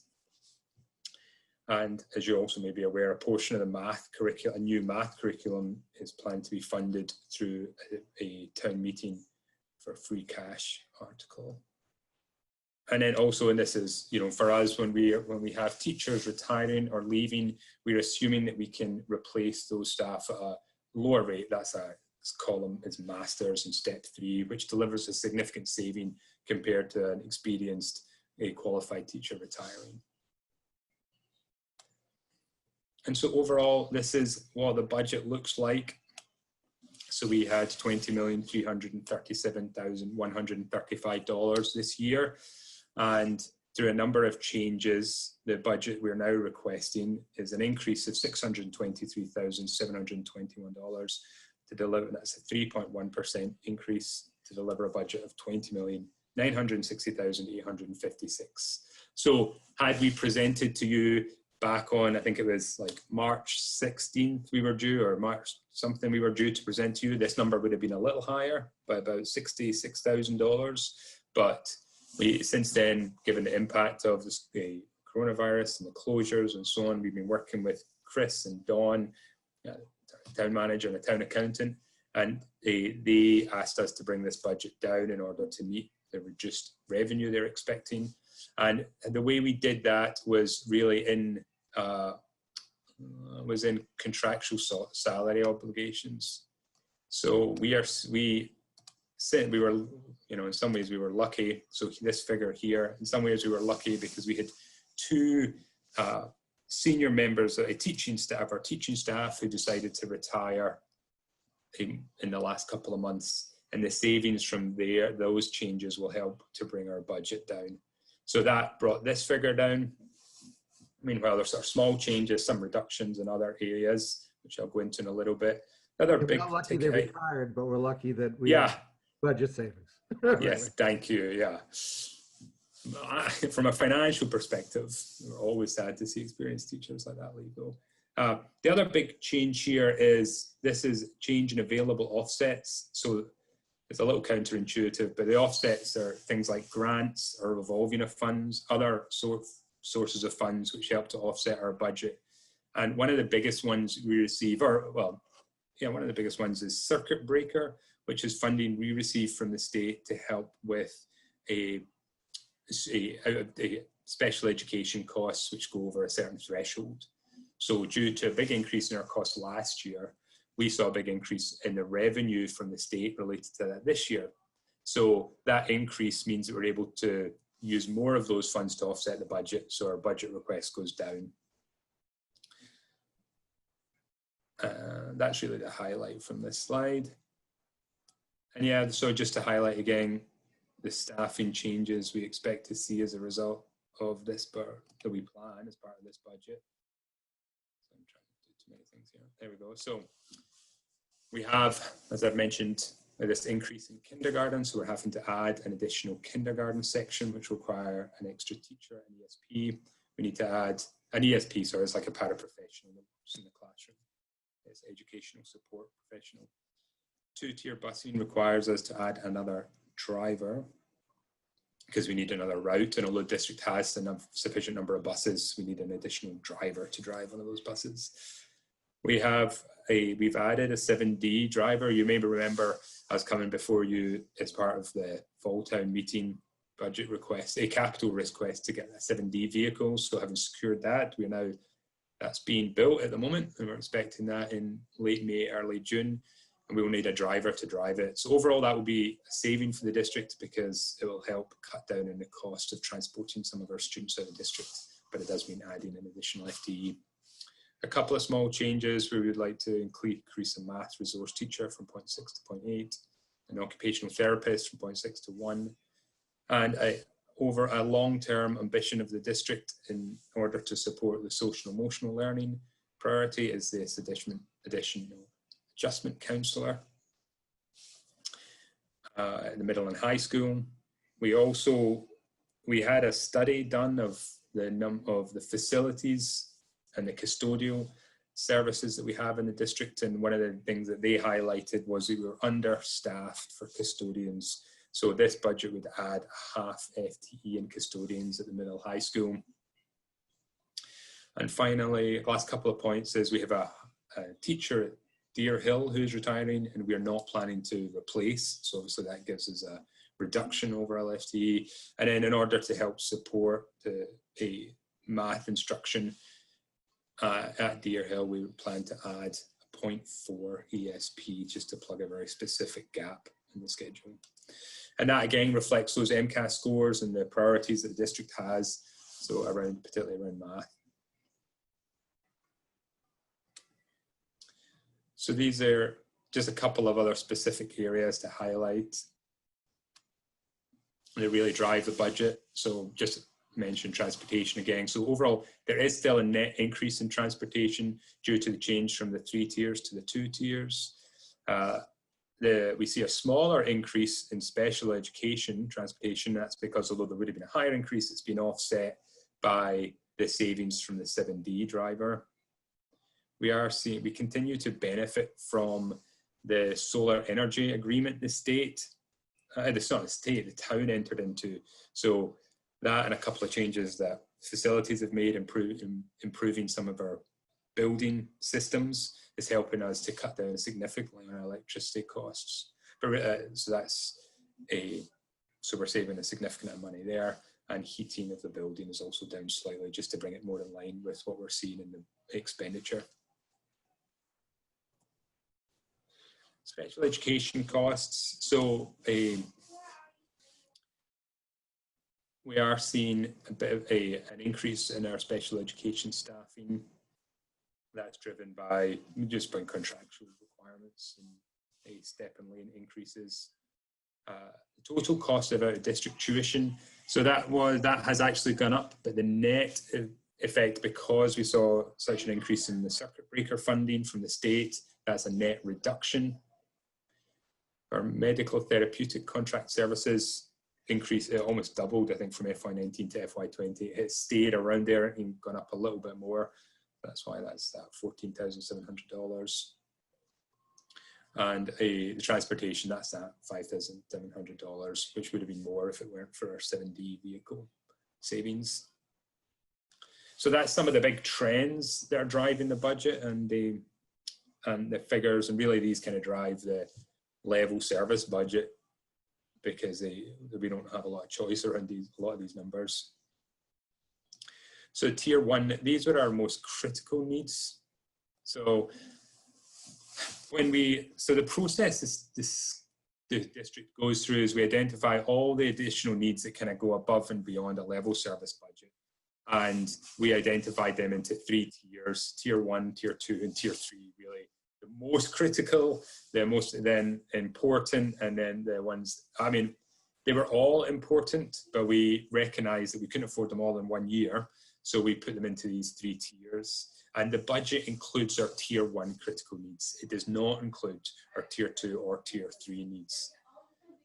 This includes, so really these are things I've already talked about, the kindergarten teachers, the drivers, the part of the new math curriculum, the adjustment counsellor, custodian. We had to do an increase for technology staff. And those 2 increases for the occupational therapist, the math specialist, and then the math instruction lead.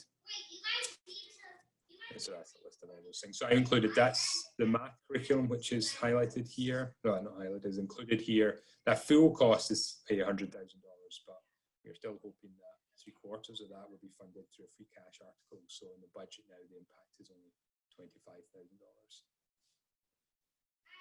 So our tier 2 highly critical needs, which again were not included in the budget, but just to give you a sense of, you know, the decisions we made and what we did ask for versus what we didn't. We would like to have added additional guidance support at the middle and high school, and also reading support for the middle school. And we know, and if we have questions, you will see we definitely have a need for more ELA support at the middle school, and that's definitely something we'll be coming back to again.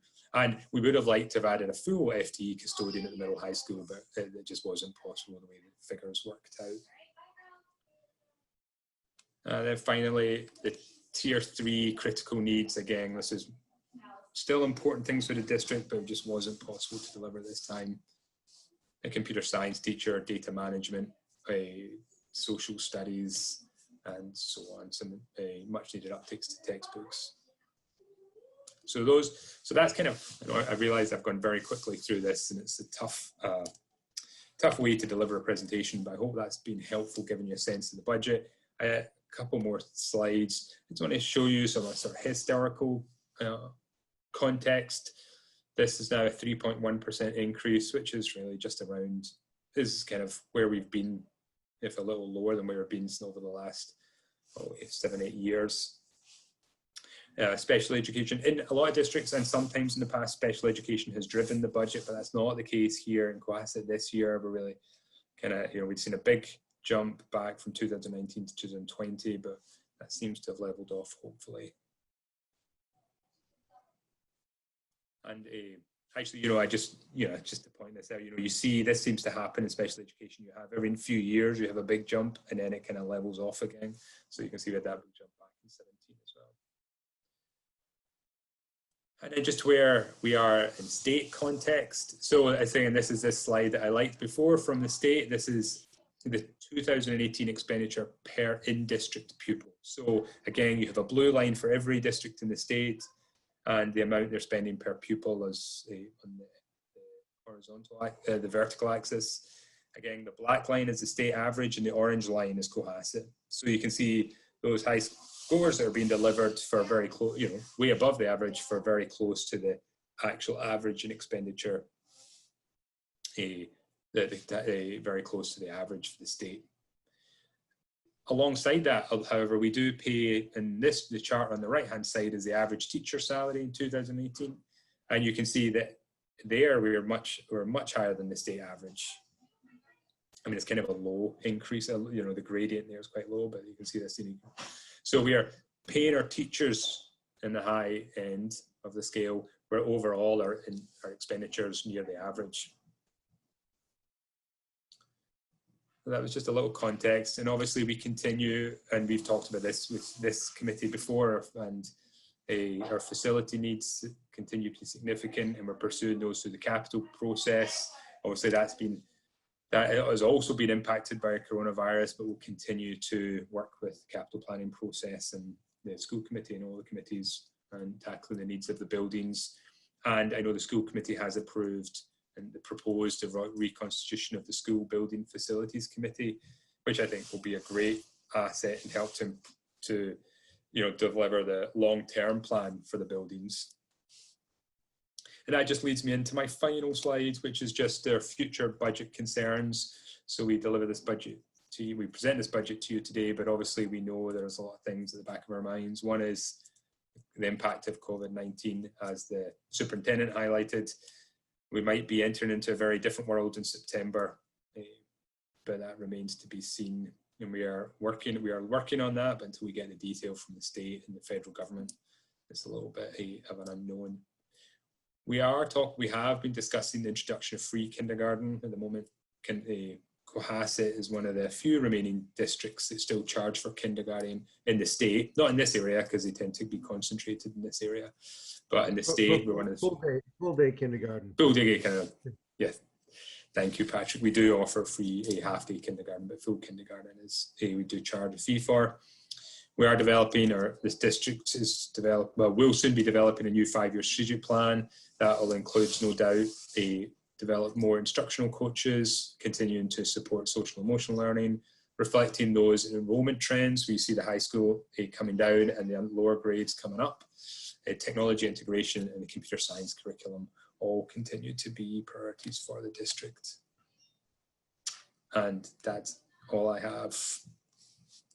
So I realize that's a lot of information, but hopefully it's been helpful, and I will stop sharing my screen for now, and I can bring it back up if anybody has questions that are addressed in the slides. Okay, Ellen, you want me to call on the questions, or do you want me to? As people who want to ask questions, you want me to call on them, Ellen? I'll take that as a yes. Okay, Paul Schubert. Paul Schubert. So I think one of the big concerns I have is going to be, honestly, the custodial services.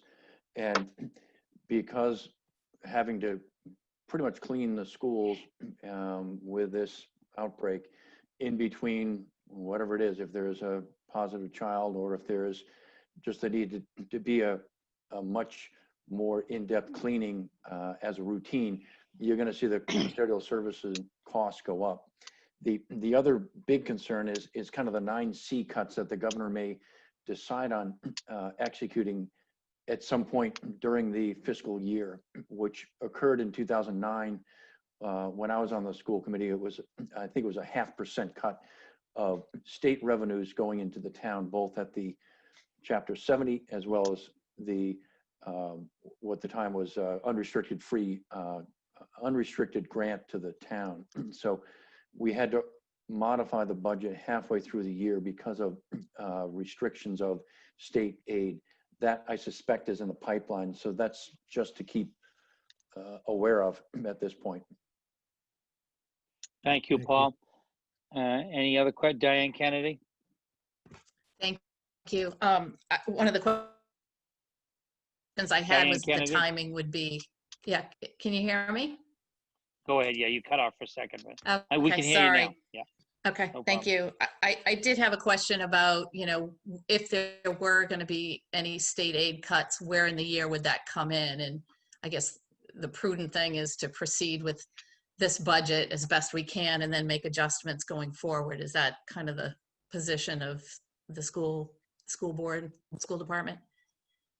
Yeah, I think, the short answer is yes, that's the approach we've taken. I mean, we do, in terms of the state aid, if the Chapter 70 would obviously directly affect us, there are other areas where state funding cuts could impact our budget around, the special circuit breaker for special education, grants would, so, and I mean, each, depending on which one it was, would be different decisions to make. Circuit breaker would not affect this year's budget, but would affect, it wouldn't affect 21's budget, but would affect 22. We have a big special ed grant that pays for a lot of paraprofessionals, the ESPs, the IDEA grant. So if that was cut, then we would have to go back, those positions would still need to be funded. So we would have to find the funds within the school budget. Right. We do, I mean, it's tough because we don't know the extent of the cuts yet, so it's kind of a wait and see. Yeah, I understand. If you don't mind indulging me for a couple more things. One is just your capital requests this year. And I guess one of the things I keep thinking of just in this COVID environment now is technology, because, everybody's had to pivot to working off their computers. And so I don't know if that's something that you're well equipped with right now, or whether that's something forward looking, or whether that's in the capital budget. Well, there are some technology, there was some technology requests in the capital budget. We were looking at developing kind of model classrooms to address technology needs. But in terms of technology for a remote learning scenario, we've already given out for use over 70 Chromebooks to families who were, somewhat in need of them, whether it be, in need immediately or as time went on, needed their own devices to do their own jobs, which is totally understandable. We do have some support from the Cohasset Educational Foundation to kind of supplant some of those devices if they come back damaged. So I think we're right now in a good spot, but as when we do get those restrictions, whatever they may be in the fall, we might have to look at that. But yeah, so it's a good question and a good thought. And if you don't mind indulging me, I just want to, I have a friend who's a school teacher at the high school, middle high school. And the students were given an assignment a couple weeks ago about write something that makes you happy. And I won't go too far into it except the first line. School, so what makes you happy? School, surprisingly, the place that I would always say I hated every morning, getting out of bed at dawn, is my happy place. I miss waking up and having something to do. I miss actually being fulfilled and tired at bedtime. School makes me happy. Mrs. Nelligan waving as I enter, Mr. Peace smiling, brightening, and it goes on and on from there. So, I mean, these are really challenging, very difficult times. So I commend you all for holding up this most important population of our town. So good work. Thank you. I actually, a teacher sent that to me too, and I thought it was wonderful. It was thought a nice moment of student growth, and so reflective, and very much a kid's voice. So it was nice to hear that. Yeah, right. And yeah, the credit goes to the teachers. Really, they're amazing. Well, and that is also where your challenges are going to lie in terms of just social emotional issues and guidance, support and everything. So anyway, keep on. Thank you. Thank you for that. That was nice. Thank you. Next, Jack Creighton. Jack, 1 second. I'll unmute you.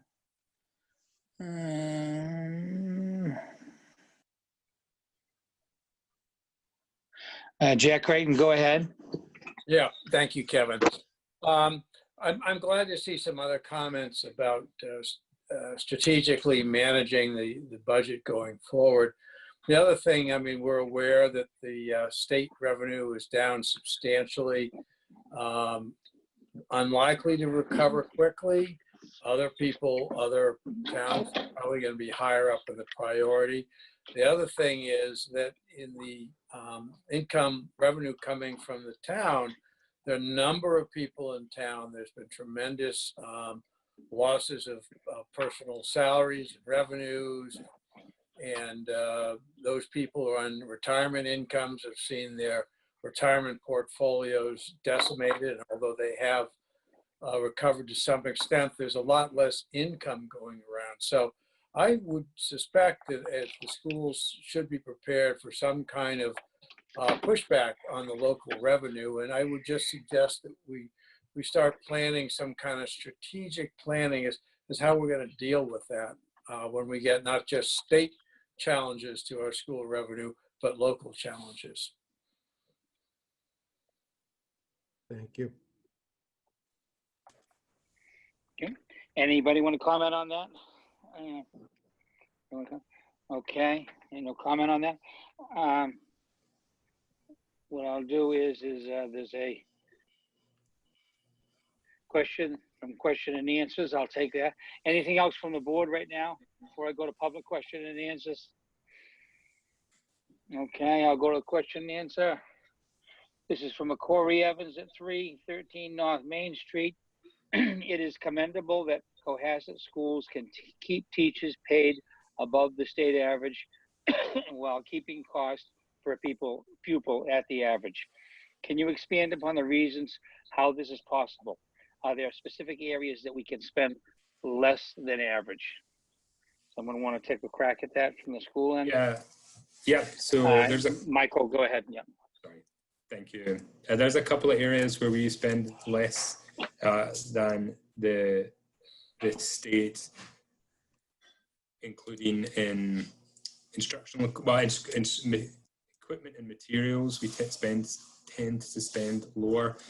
Also in pupil services, which includes transportation. Actually, I think having our own transportation services helps, and also the town paying for some of our capital costs is not reflected in that, so that helps to keep our overall costs down, and that's why we're able to continue to pay our teachers well. So really, yeah, those are a couple of big areas: transportation, instructional equipment. Yeah, that seems to be kind of, and then also instructional leadership is actually a little lower than the state average. Okay, thank you, Michael. Ellen, Mayor?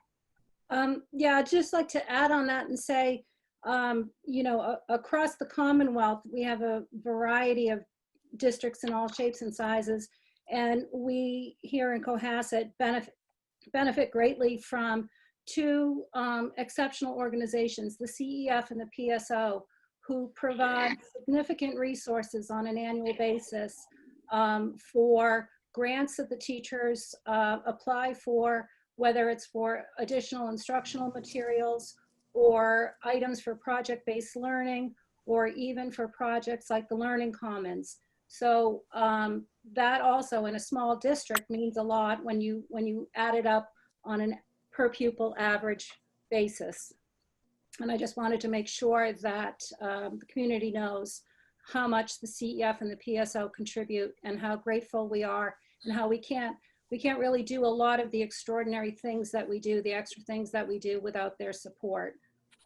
They've been a vital part of our funding for years, and we appreciate all that they do. I have a few more comments, Kevin.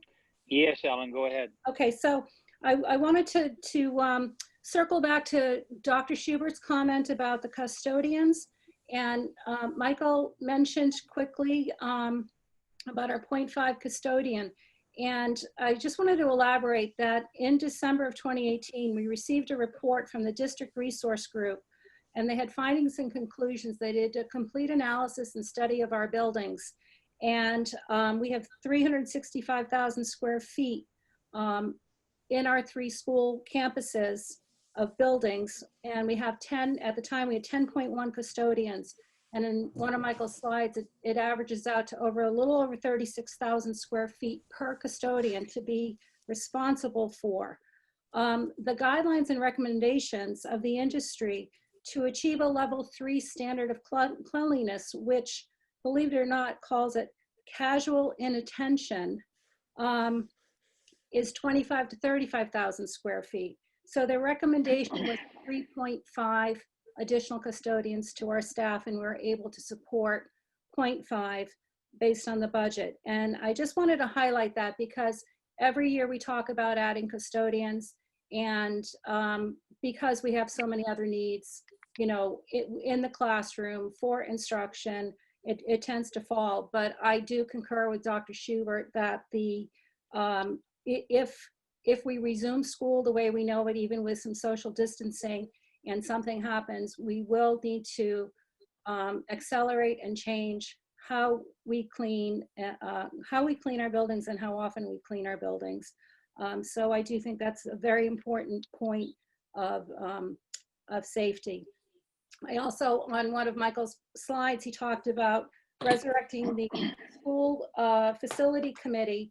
And Kevin, Patrick and I had mentioned it to you and Chris in one of our, or 2 of our monthly update meetings. And we would like the full board to really take a look at this. I know it's difficult at this time. We're all consumed by COVID-19 and what things look like.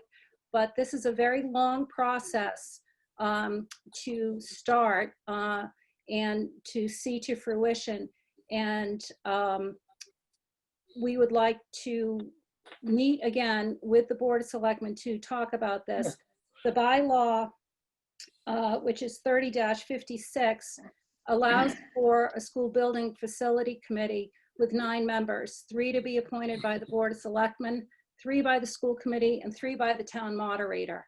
And so in the very near future, we would like to get on your agenda to discuss this and to discuss how we go about obtaining applicants and the selection process, and then sketch out, it'll be our responsibility to sketch out a charge for this committee, but we would like to get this moving. And it is, and I bring it up because it was mentioned in the presentation. Yes, and my memory's correct, Ellen. We have discussed this just like you said, and we were, I think, going to have this on an agenda, and then we got hit with the current crisis. But with things, and as soon as we get done with the warrant and so forth, I think it's appropriate. We'll go right ahead and have that joint meeting and commission that and charge that committee.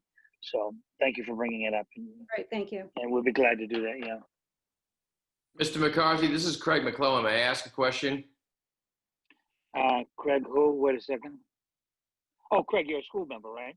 I am, sir. Yes, I apologize. Yes. Of course Craig, he is. By all means. By all means. Craig. I'm a junior member, but still a member nonetheless. Senior to me. Thank you for your service. Thank you for your service. Go ahead, Craig. Thank you, sir. For following up on your comment there, what is there an actual timeline that you could like a general timeline for when you think that we might be able to be in a better posture to address this new schools or new facilities committee? I'd say, how does July sound to you folks? If we go through now and go into town meeting is June 16th. Then we're going to have a meeting on June 23rd, which is fairly full. We could either do it maybe June 9th or into July. I don't know, Chris, do you have any idea on that? Diane, do you have a comment? My only comment is I would recommend doing it sooner rather than later, because we have started to talk about population for committees in general. And I think it should be part of an entire, what openings are coming up, because we really need to get these committees kind of working and figure out what the landscape is for who's available, who wants to serve on what committee. So I would recommend, if there's any way to do it in June, to do so, especially before a new board. Okay. Tracy, I think you hear me. Then we'll just do this live. Put this in for June 9th meeting, and then Chris and I'll look at and why don't you folks? I know we're on television and everything, but I think why don't we head and aim towards June 9th, unless anything different comes up. And if you would do that, Tracy, thank you. So we'll just look for June 9th. Thank you so much. Thank you all. Oh, thank you, Craig. Yeah, Chris, did you have anything to say on this? No, we're going to talk about the committee process at the next meeting on the 19th. So right. So we can do that, and then we can have this joint meeting on the 9th, and we're moving on, because we are doing the committee process on the next meeting. Yes, on the 19th to get that going. Yes, we are. Yep. Okay. Anything else, Ellen? Nope, not unless there are other questions. I would like to thank Superintendent Dr. Sullivan and Michael McMillan to be juggling, two things, the remote learning requirements and developing programs and out of nothing, where we didn't have remote learning before, as well as redoing the budget in a relatively short period of time from, it's normally, as you know, with the town budget, it's a months-long process. And to go back and look at everything again and see where we could absorb, the amount of money that we were asked to reduce our budget by. I'd just like to thank them. It's a lot of work, in addition to the fact that I don't think she's here tonight, but we have hired a new Director of Finance and Facilities, Susan Owens, who I think she might be joining us tomorrow night when we present to advisory. Yes. It's been a lot for our administrators, and they've been working, virtually 7 days a week with their teams, and to get remote learning off the ground and getting kids engaged and keeping the stress to parents at a minimum as best they can, and deliver a presentation like tonight. So I just would like to thank them as well. Thank you. Thank you. Ellen, may I add to that a bit? Sure. Yes, good. Thank you so much. I just think I'd be remiss personally from not mentioning that this is Mr. McMillan's. This is unfortunately for Cohasset the last budget he will be presenting, and when someone is extraordinary at their job, it becomes immediately apparent, and it was immediately apparent to me. So much so that I approached him after my first committee meeting and told him that I thought he was extraordinary at his job, and he is. He brings a care, an enthusiasm, and a professionalism to that position that is likely unmatched by many. And he is a special guy. And I am not only thankful to have had him as our Director of Finance and Operations for the Cohasset Public Schools, but also as a colleague and as a personal acquaintance. I feel fortunate to have met Michael, and I think all of us wish him well in his future endeavors, but he will be sorely missed. So, Mr. McMillan, thank you so much for everything you have done. Thank you very much. Thank you, Craig. Thank you very much. Yeah, you got me for a few weeks. A virtual clap for you too. I was absolutely mortified. Thank you. We have appreciated you. That's a pleasure. Yeah. I've loved working here. And just, having you. Kevin, Okay, go ahead, Ellen. if I may say one more thing, assuming we have an audience, I want the community to know and the families to know that as soon as guidance is received from the state, and every district is in this situation, as soon as guidance is received from the state on what September may look like, Dr. Sullivan and his team will be putting together plans. Oh, yeah. Right now, what we presented is what a normal school opening budget would look like, but we're fully aware of the fact that things could change based on guidance from the state. And much like you were talking about, that it's important for towns and adjacent towns to share in beach openings and park openings and have consistent messages. The same is true for public school districts. So we're waiting with bated breath for that guidance for school reopening as you are for town reopening. And we're also, we're being as proactive as we can, awaiting that. And as I said, it just so happens that our budget priorities from the beginning align very well with what we would need for budget priorities moving into September in a COVID-19 format. We're going to need social emotional support. We're going to need obviously cleaning support. And I think this budget keeps the program going at a high level. So thanks again, Ellen. Okay, and thank you all very much for this presentation and also the tremendous work that the school leadership and all the school members are doing under this time. I mean, I see it on social media. I see it on some other meetings that we're in. You're working on this constantly, and I know that parents very much appreciate it, but the entire community does too. The schools are the very heart of our community, so you're working under creatively duress conditions like everybody else, but I think you're doing an excellent job, and together we're going to make it through this very well. So thank you. Thank you, Kevin. So if I could just adjourn the school committee meeting. Is that all right? Go ahead. Yep. So can I have a motion to adjourn the school committee meeting at 8:57 p.m.? So moved, Craig McClellan. Can I have a second, please? Second, Paul Kearney. Thank you, Paul. Roll call. Present, Paul Kearney. Aye, Paul Kearney. I, Ashley Caleri. Hi, Jen Madden. Hi, Ellen Mar. Aye, and I'm also present, Craig McClellan. Great. Thanks very much, everybody. Thank you. Thank you very much. Thank you. Again, everyone. Thank you. Thank you. Thank you. Okay. Moving right along as we do, we're now going to switch everybody's attention over to the annual budget review and vote on a number of articles which are in the agenda. So that being the case, and we're at the point of the budget, I'll turn this over to Chris Senior to guide us through this process. Thank you. Chris? Thanks, Kevin. And I have news as we start. The Water Department this morning, the Water Commission voted to withdraw the water rate amendments for this town meeting, and they're going to hold it until the fall.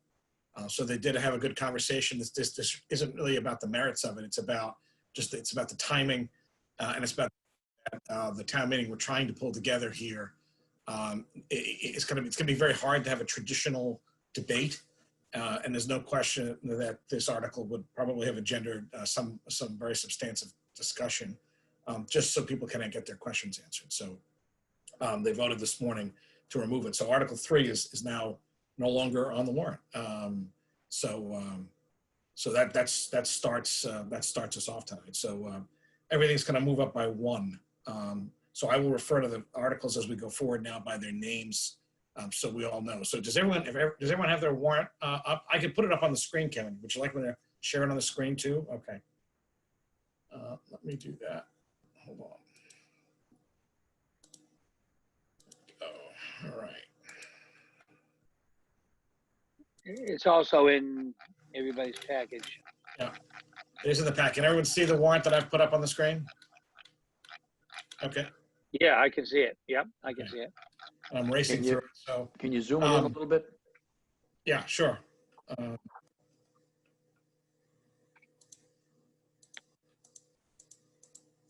Is that better? Much better. Okay. So this was already taken care of. What was Article 4 is now Article 3. We don't have to worry about that.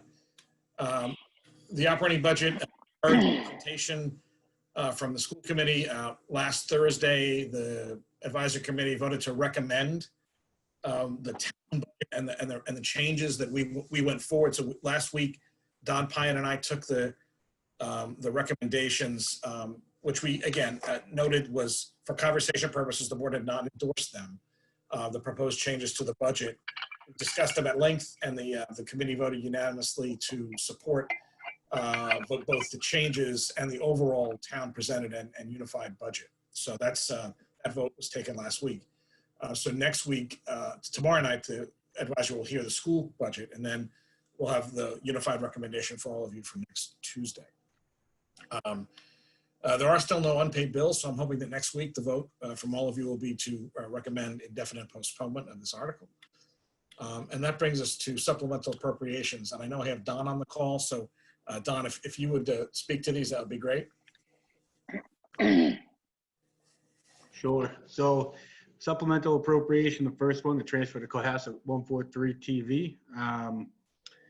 In one of the articles above, we're accepting a state law to account for the PEG access funds based on DOR guidance. This essentially transfers the money that we've held on behalf of Cohasset 143 TV. The money was received through Verizon and Comcast agreements. And once this is passed and then appropriated, we can transfer the funds to Cohasset 143 TV. Then essentially going forward, the way that we're accounting for this, it's called the Receipts Reserved for Appropriation account. So each town meeting, the funds accumulated and or received from Comcast and Verizon will then be put on an article to be appropriated and then transferred to 143 TV. The second supplemental appropriation of 170 is for the sewer department. And what this really accounts for is back in November, December, when we had the membrane issue, we had to divert 3 additional sections of Cohasset flow to Hull. That resulted in about $85,000 of extra expense on the sewer side for that flow diversion. And then more recently with the COVID-19 pandemic, we had some issues on the delivery of the membranes, which then also we incurred some additional expenses for more diversion. The second diversion came in a little bit lower than my estimate here of 170, but I think the 170 is a safe number in case anything from now till June 30th occurs that we have to divert more flow. And ultimately, since this is coming from retained earnings, any funds that aren't spent essentially close out to retained earnings at the end of the year. So that pretty much covers those two items. And I just also want to discuss, this was discussed last Thursday. The advisory committee has recommended approval by a vote of 8-0. There was some concern expressed by some folks that they thought this appropriation, this Article 3, which funds this appropriation, was some way of us taking money from the PEG access. That's not the case at all. This is just a process the state has set up. All the money coming in is going right on to 143 TV. So this is not some kind of a way to divert money. This is literally, it's the pass through that we're required to do now. And this will also get them up, make them whole again, so which is good. We need to get this done. Are there any questions about this article? I have one. Okay. Diane? Yeah, I did have a question about the PEG access, only because I don't recall doing it this way before. So I guess my question just is, how did this work before? Did it go directly to Cohasset 143? So the way it happened is still essentially the same way. The town of Cohasset receives the funding quarterly from Verizon and Comcast. In the past, it was just accounted for as a special revenue fund, which kind of like a gift or a grant account. Money can come in without appropriation, then go right over to Cohasset 143 TV. About a year ago, DOR passed, there was some new laws put into place on how they wanted it to be accounted for. Unfortunately, there was an oversight on my part for getting that in on time and voted through the town. So I've had to now just hold some payments until we get this pushed through. And essentially what the DOR is trying to do is make this more public, essentially, is what I feel it does. So instead of the money just coming through and going to 143 TV without anybody knowing, now we have to go to town meeting to appropriate this money and actually have a town meeting vote to then pass that along. So this will be how we continue to do it in the future, and this doesn't withhold any money. I mean, this is enough to get them through to the next town meeting kind of thing. This will kind of resets the clock on this. Yeah, I actually have on my to-do list is to reach out to the folks over there just to have another catch-up meeting. It's been a while since I've chatted, and especially now that we've moved town meeting a few months, I gotta just get in line with them and make sure we're on the same page. Great, thank you very much. You're welcome. Any other comments? I can't. Jack Creighton, let me go to Jack 1 second here.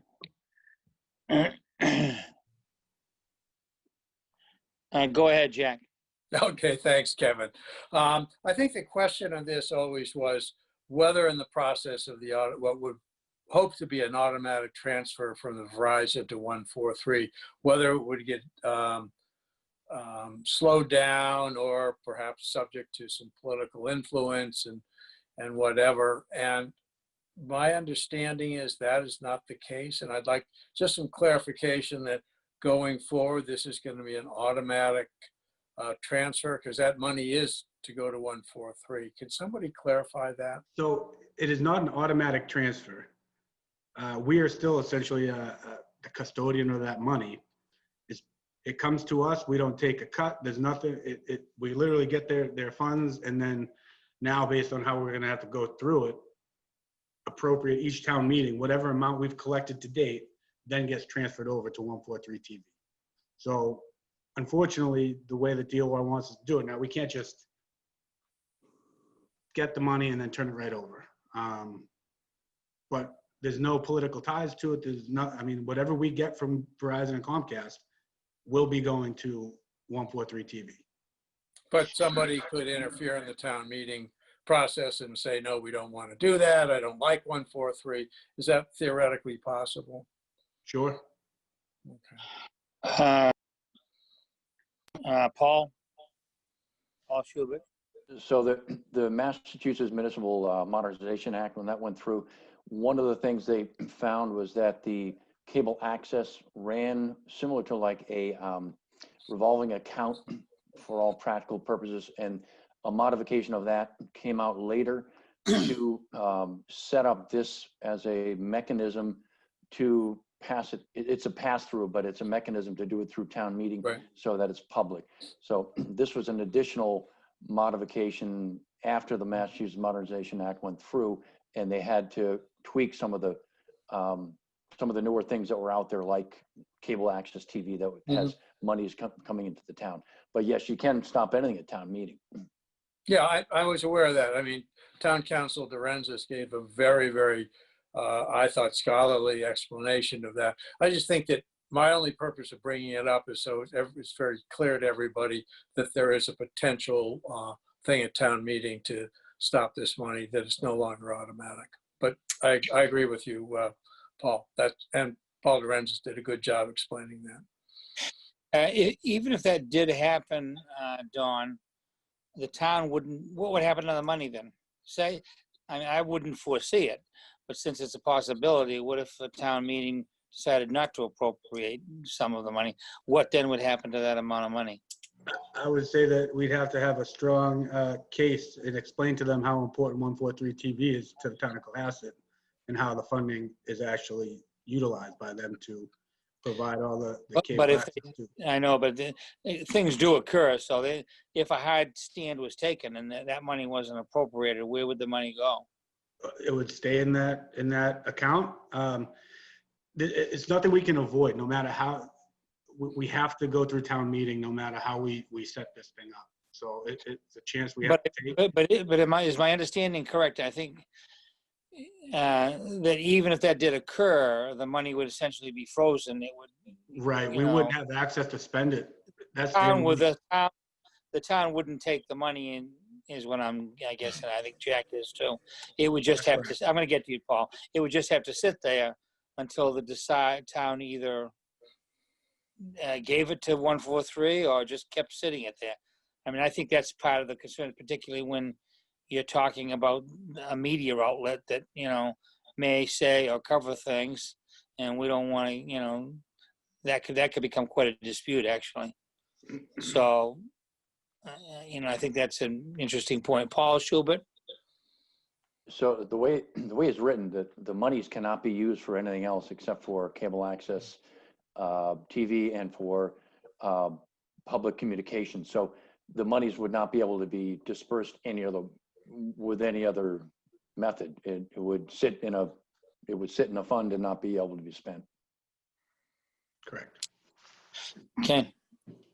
Any other commentary? Okay. Chris, do you need anything? We need a recommendation for town meeting. So we've put this on the ballot, right? Yeah, this is on the warrant. On the warrant, I mean. Yeah, it's on the warrant, and I will. So as you can see, the advisory committee is supported by a vote of 8-0. Right. Okay, so is there a motion on this, Diane? Yeah, I just lost it. I move that we make a recommendation to town meeting to approve Article 7, the supplemental appropriations. It's actually Article 6 now. I amend it to Article 6.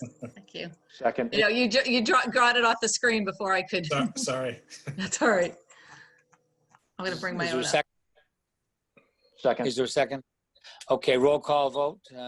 Diane? Diane Kennedy, aye. Paul Stewart, aye. Carrie Thompson, aye. Jack Creighton, aye. Kevin McCarthy, aye. Tracy, that's unanimous. Good. Next item, Chris? Okay, so the next one is Article 7. Well, it's new Article 7. This is the stabilization funds. Even though it shows a vote here that was on the old numbers, we've now since changed them. And the advisory vote is a new vote from them. The capital stabilization number dropped. Remember, we had talked as part of the budget modifications. As a part of the original budget, we were increasing the contribution by an extra 2% on top of the regular rollover. And that's now come out of this number.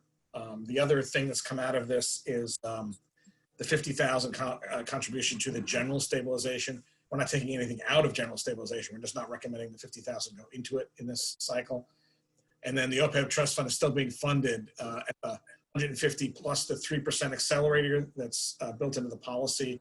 And the 3% is on the $500,000. That's our overall goal contribution this year.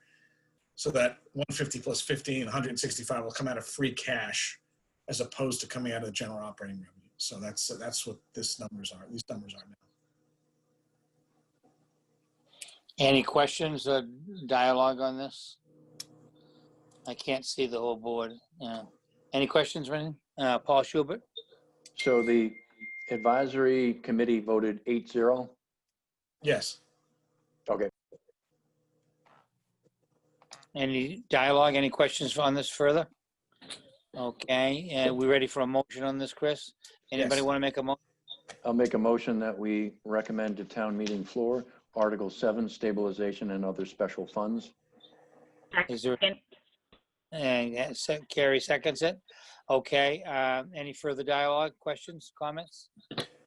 I'll call for a roll call vote. Diane? Diane Kennedy, aye. Paul Schubert, aye. Gary? Carrie Thompson, aye. Jack Creighton, aye. And a little suggestion I've got, if we could zoom in these things a little bit more, some of the people are not being able to see them clearly on television. Okay, can that be done, Chris? Yeah, I just bumped it up 2 more notches. We'll see if it looks better this time. Well done, Chris. Good. Thank you. Thank you. And Kevin McCarthy, aye. That's unanimous. We'll go to the next item, Chris. Okay, so this is now the new Article 11, which is one-time costs. The other article, so Article 9, which is the capital budget, was approved for recommendation by capital budget yesterday. It now goes to advisory tomorrow and comes back to you next Tuesday. So I'm going to just skip over that for the moment because you'll get a full presentation on that next week. So this is now the one-time cost, and this was recommended by a vote of 8-1 by advisory. There are 2 things in here that are the same as before. The last item at $75,000, which would help fund the new math curriculum for the schools, is still in here. And then the $10,000, which is coming out of the waterways fund, and that's going to go to dock and other waterway repairs, and it's available during the whole course of the year. And that comes out of money that we get from boat excise tax and some other things. The other 3 are modifications on things that were there before. The first one, the $100,000, is maintenance and equipment upgrades. That's things that are less than capital, but more than maintenance. And one of the things we're certain we're going to have to do some work on is some building retrofits, whether it's, screen, like you see in the supermarkets, shields for, staff to take input, and we might have to do some other tweaks in some other places. We don't know fully yet. We talked about that on the call earlier. And there's always some small things that have to happen that are bigger than, they're typically bigger than just normal maintenance, something at schools, or something in a building that we have to do something. The next one is supplies and equipment, and that's $75,000. And while it's primarily going to go, and we had a very big conversation about how to label this, it's likely to go to PPE and all for the current situation, and what we expect will be an ongoing problem, which may morph into the flu and other things in the fall. We've got to be extra cautious because of the challenges with both COVID and the flu working together. There's also unknowns, right? We want to have as much flexibility on this money as possible. So what we're committing to is that before we spend any of this $75,000, we'll come back and report back to the board saying this is what we're doing. We'll keep track if we need to buy more, masks or gloves or things like that. The next piece, so one of the things that came out of the budgets on the town side to balance it out because of the cuts we had to make was a large chunk of any consulting money. There's normally a few thousand here and there in various budgets to do some quick analysis. We've done, for example, for the PEB committee, we've done some, analysis on medical costs, and occasionally engineering needs a quick study or survey of something if we're doing a project. So that's pretty much come out. So this $50,000 would be available for anything during the course of the year. And again, money that would not be spent without coming back to this board and saying, hey, this is what we'd like to do. It could be spent on alternative energy. I mean, again, there may be work that comes out of the proposed microgrid studies that we're hoping to win 1 or more grants for that. With maybe some supplemental things, this would help pay for things like that. But it's undesignated, it's more generic, which again allows us flexibility. So again, after a really healthy conversation, the advisory committee recommended approval by a vote of 8-1. The one being that, wanted to really tie the 100,000 and the 75,000 very much to COVID-19. And again, we were asking that it not be, while it's likely we'll spend a fair amount of it on that response, we wanted to remain somewhat flexible just in case, because you don't know what's going to happen at this point. So are there any questions? I'm going to take this down so Kevin can see the board. Okay, any questions on this article? Any comments, questions? Okay, not seeing any. Does someone want to make a motion? Diane? I'll move that we make a recommendation to town meeting to approve Article 11, the allocation of funds for one-time cost. Second. Carrie, do you want a second? All right, motion made and seconded. Roll call vote. Diane? Diane Kennedy, aye. Paul Schubert, aye. Carrie Thompson, aye. Jack, your thing is off.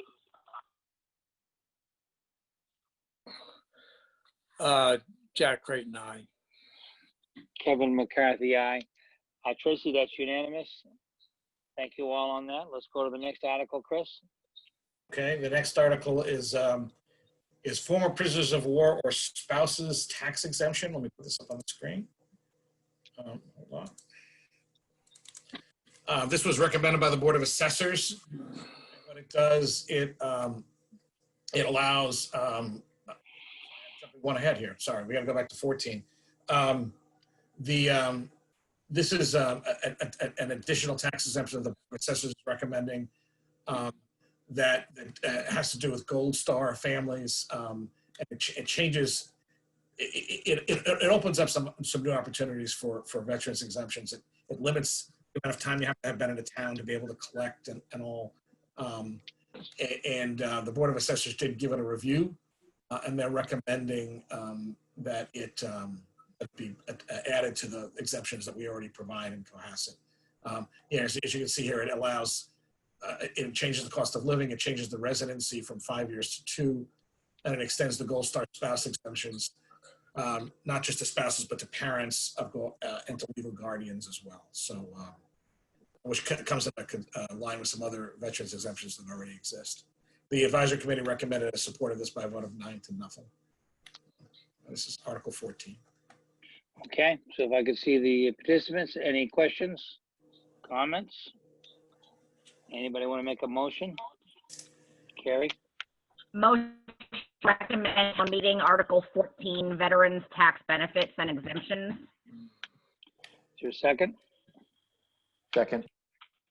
Okay, all those in favor say, no, I'm sorry, a roll call vote. Diane Kennedy? Diane Kennedy, aye. Paul Schubert, aye. Carrie Thompson, aye. Jack Creighton, aye. Kevin McCarthy, aye. That's unanimous. So Chris, if you could go on to the next one. Next one is Article 15, which is another tax exemption. And this actually deals with excise taxes on motor vehicles. And this would allow former prisoners of war or their surviving spouse to receive an exemption from motor vehicle excise tax. This is a new one. We haven't done this before. I'm honestly not sure if we have any surviving prisoners of war in town or spouses. That said, the Board of Assessors did recommend this. And then the advisory recommended this by a vote of 9-0 as well. Any questions? Any questions on this? Do I see a motion?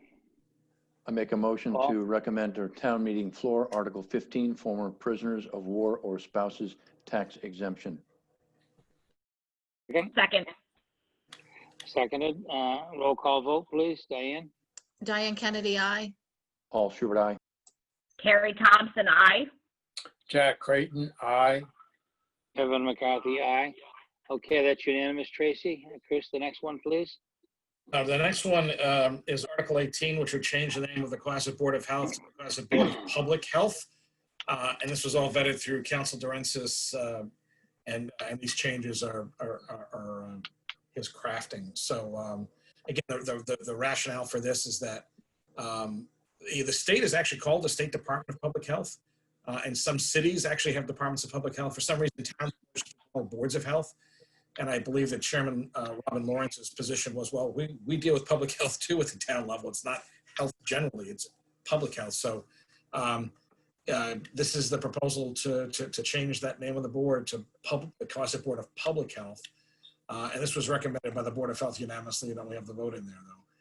And advisory recommended this also by nothing. Okay. Any questions, commentary on that? Do I have a motion? I move that we make a recommendation to town meeting to approve Article 18, changing the name of the Cohasset Board of Health to the Cohasset Board of Public Health. Is there a second? Second. And second. Roll call vote, please. Diane? Diane Kennedy, aye. Paul Schubert, aye. Carrie Thompson, aye. Jack Creighton, aye. Kevin McCarthy, aye. That's unanimous, Tracy. And we could go to the next one, please, Chris.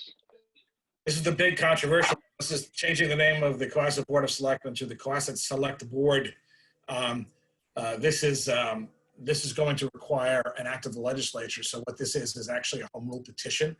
What it would do, again, this is also a pathway that Council Durance has drafted. What would happen is that if this is passed at town meeting, it would go on to the state. If the state approves it, the bylaws would automatically be changed to reflect the new name. Every reference to Selectmen, Board of Selectmen would go to Cohasset Select Board. The votes on this, the Advisory Committee recommended approval by a vote of 7-1 with 1 abstention. That is that. And I know you've all discussed this extensively, so. Okay. Any commentary, comment on this? Carrie? Carrie? Yeah, I think this is an exciting change for the town. This is something that a lot of other towns in Massachusetts have been doing. And I think that it really highlights that language matters. And one of the beautiful things about our democracy is that we're able to change and shift and adapt to the times. And I know personally for me, this is a big deal to see a more inclusive title. So I very much respect that we're putting this on here, and I know that we have the support of our legislators as well. Good. So make a motion. I have got it. You want to make Which a article motion, is Gary? it? 19 now, Chris? I move to recommend to town meeting Article 19, home rule petition to change the name of the Board of Selectmen. Second. Is there a second? Second. And second. And Jack, you had your hand up? Yeah, I just had to point out that, by the way, if we go back to history, a bunch of us, I think like 12 years ago, tried to get this done and it went nowhere. So I'm so glad we finally caught up with what we tried to do 12 years ago. So well done. I'm very much in favor of it. And sometimes you got to keep trying, but it always happens. Thank you. Okay. Any other commentary? Roll call vote. Diane? Diane Kennedy, aye. Paul Schubert, aye. Carrie? Carrie Thompson, aye. Jack Creighton, aye. Kevin McCarthy, aye. Okay, very good. Chris, on to the next item. Okay, this is a housekeeping article. We do this from time to time. Every once in a while, when there's been a borrowing authorization, when the project's done, there's unused borrowing. These are 3 projects, an F-550 truck that was purchased 7 years ago. A maintenance vehicle was purchased 4 years ago, and then this Bear Hill water tank painting and repairs. They all have balances. One is 9,000, one is 1,000. The Bear Hill is actually 165,000 of unused authorization. So it's just good to clean the books from this from time to time. The advisory voted to recommend this to town meeting by a vote of 8-0. Okay. Sounds very highly controversial. But is there any commentary, Paul? Paul. So this is one of the things that tidying up the finances about 10 years ago, there were unbelievable numbers of monies that were sitting around on unused projects. And this is it's a great way to kind of tidy things up. And they show up every now and again where there was a dump truck that the cost was less than what we paid for, or a contract for a like the water tower is in lower, and it's good to get it back into the funds. Good. Any other commentary? Do I see a motion? Or do I hear a motion? I'll move that we recommend Article 20, the rescission of unused borrowing authorization to town meeting. Second. Roll call, Diane? Diane Kennedy, aye. Paul Schubert, aye. Carrie Carrie? Thompson, aye. Oh, Jack Creighton, aye, I'm sorry. Kevin McCarthy, aye. Tracy, that's unanimous. Thank you all. Paul, you can go to the next agenda, or the next item. So the next one, this is the FEMA map amendments. It's in our zoning bylaws, and it amends the floodplain and watershed protection district maps. Nothing controversial. It just needs to be done, and town meeting is the only place that it can be done. This is the deadline that's limited. You can see here in dark. This is the sections that are changing, just some dates and numbers. But this has all been vetted. Everything is fine, and this gets done about every 8 to 10 years. And as you can see, it was 8 years ago. This was the last time. So the recommendation by the advisory committee was to recommend by a vote of 9-0. The planning board also has endorsed this. I just don't have their vote on here. And again, this is really, it's ministerial. It's kind of a regular update, but it's also super critical because if this doesn't get adopted, we fall out of the flood insurance program. That said, we're still not sure if all the other communities and ourselves as well will be able to, hopefully, we're still hoping to have a town meeting in June. So they still haven't changed the deadline yet, so. This was the reason we had to move town meeting from the 20th back to the 16th. Right. Correct. Right. Is there any discussion still going on with FEMA as to whether or not, because we'll try to, whether Yes. they'll come to their senses on this? Or? Because there's a number of communities. We're far from the only one who are stuck in this boat. Right. This is this section of the map is the Cape Cod watershed, which we actually fall into, believe it or not. So there's a number of there's another dozen communities I believe this is affecting. Barnstable is the most prominent one that jumped out, and so FEMA understands it's a problem. Acknowledged finally that it's a problem, but they still haven't been able to change the dates. So hopefully between now and then they'll have changed the deadline. But if they haven't, at least we'll hopefully have our vote in and we'll be good to go. Okay, any other discussion on this? Is there a motion, please?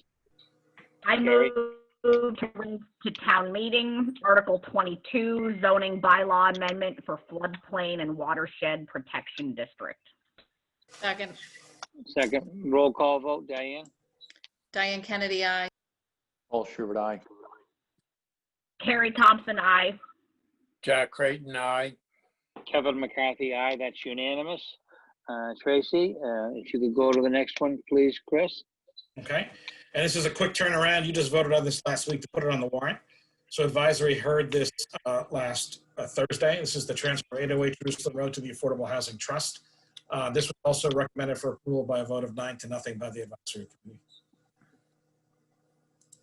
Okay, any discussion on this? We did discuss this quite a bit last week, didn't we? Any further discussion on this? I'd like to move that we transfer 808 Jerusalem Road to the Affordable Housing Trust. You need to recommend to town meeting Okay. Article 24. I move that we recommend to town meeting Article 24, transfer of 808 Jerusalem. Sorry, Article 23, sorry. No, come on, Paul. I'm trying to make it right. I want to recommend what he just said. All right. I'd like to recommend Article 23 to town meeting, transfer of 808 Jerusalem Road to the Affordable Housing Trust. Second. Okay, second. Roll call vote, Diane? Diane Kennedy, aye. Paul Schubert, aye. Just wanted to make sure it's accurate. Thank you. Yeah. Thank you, Doctor. For the record. Carrie? Carrie Thompson, aye. Jack? Jack Creighton, aye. And Kevin McCarthy, aye. That's unanimous, Tracy. And if you go to the next one, Chris, how's that being presented? So we're now going to pivot to a couple of topics that are on tonight. And there's Tanya popped up on the screen. Welcome, Tanya. Glad to see you here tonight. Thank you. Well, you have very unique lighting. I have terrible lighting. You have this nice glow around you. You Jeez. know, I look yellow to me, and I'm not supposed to look yellow, but. The Alternative Energy Commission has done, by the way, during this crisis, not only have they been meeting, but they did amazing work to make possible the filing of 2 grants with the state, the Clean Energy Task Force or something. I forget the name of the state entity. Mass CEC. Yep. Yeah. Clean Energy Council. So we're actually in line to potentially get not 1 but 2 study grants to look at microgrids. One around the DPW and the solar array, and the other around public safety and 60 Elm. So really, really amazing. They didn't move the deadlines. They were really in early April, which was a terrible time to have to do this. So great partnership. And we've also had some really interesting conversation with folks, including National Grid, who want to really work on this. So we haven't gotten word back on those grants yet. Fingers crossed we will have them. At the same time, the committee really wants to engage about adding perhaps another article or 2 to the warrant. I will say that we do have some money. If you heard earlier, Tanya, we have $50,000 set aside for studies and things which we can use for anything, and we'll come back to the board for those.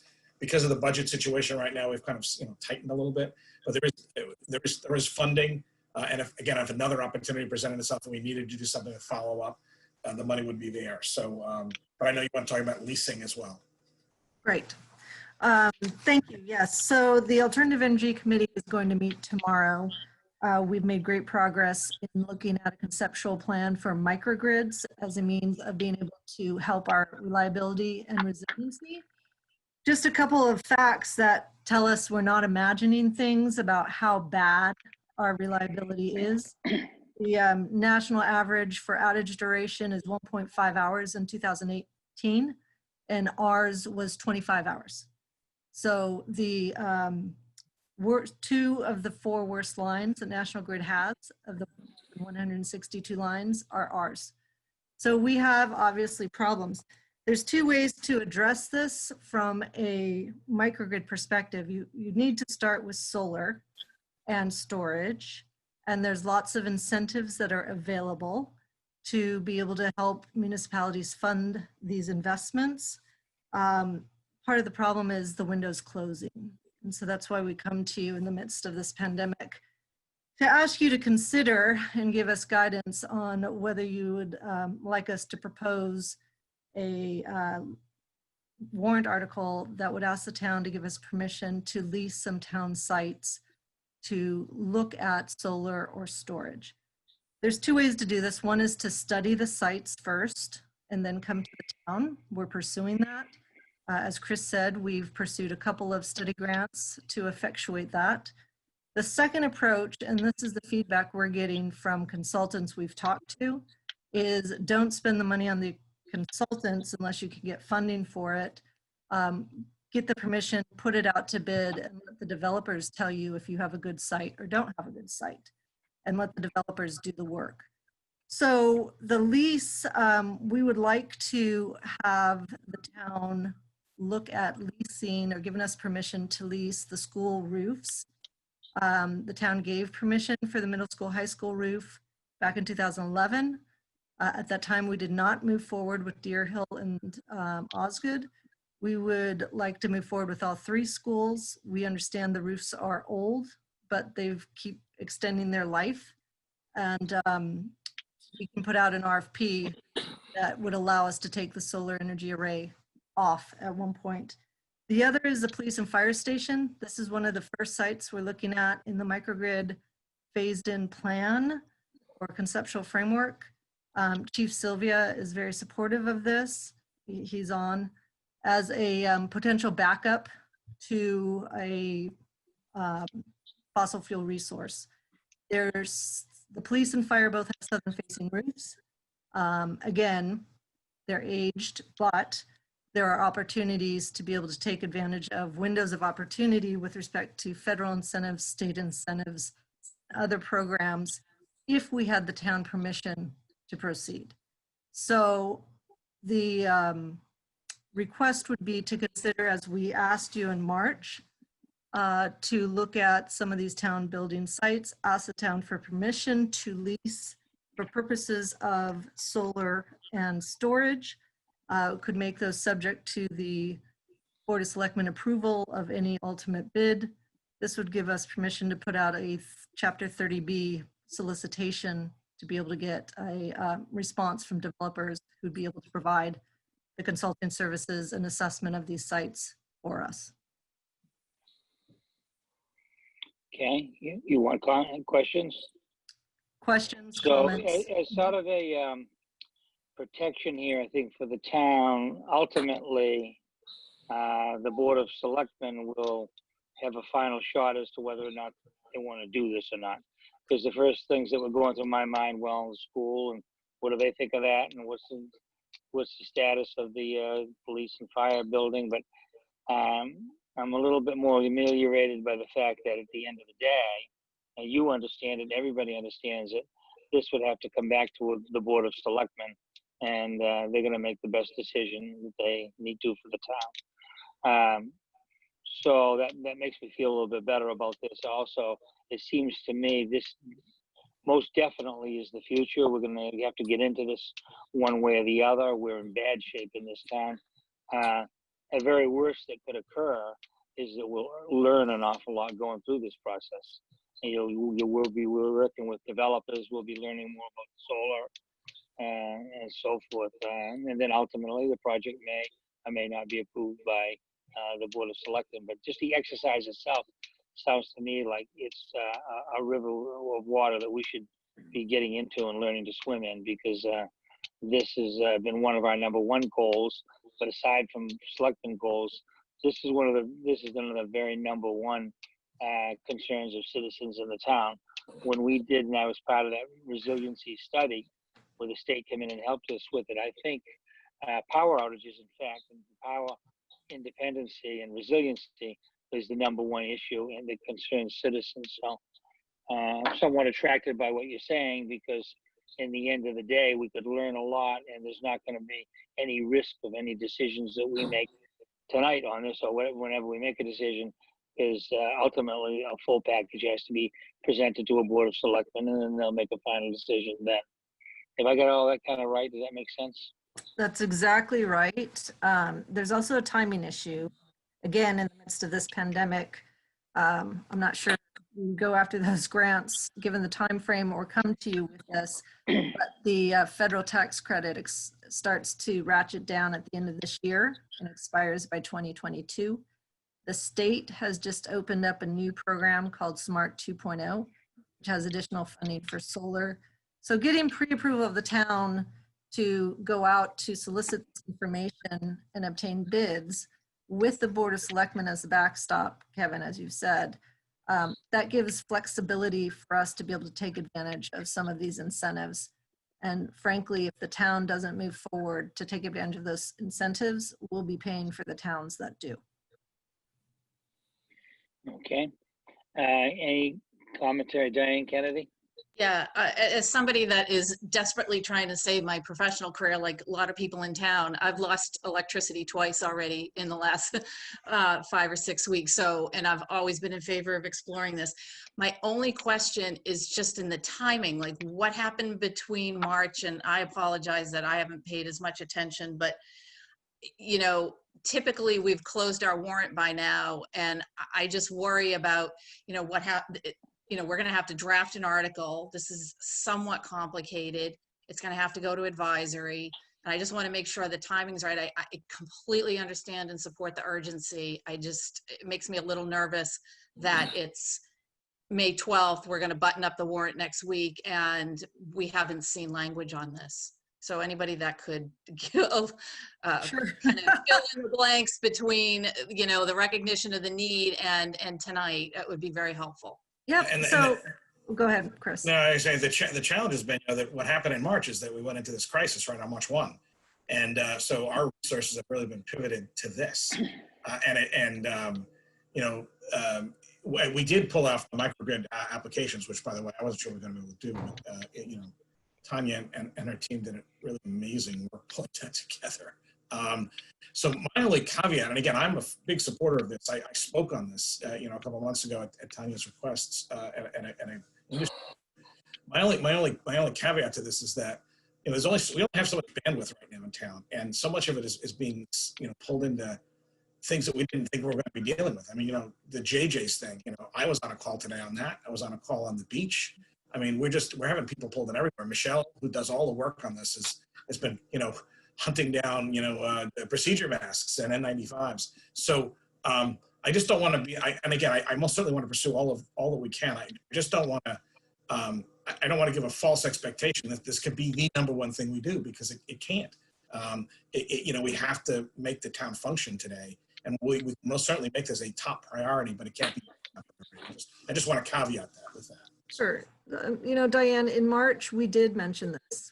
We listed the sites that I spoke to you about and using them as solar and storage. It was in the March presentation. I was in California at the time, but the Alternative Energy Committee did go through that. And I think, as Chris said, just in between March 6th and today, the town has been dealing with a lot of things.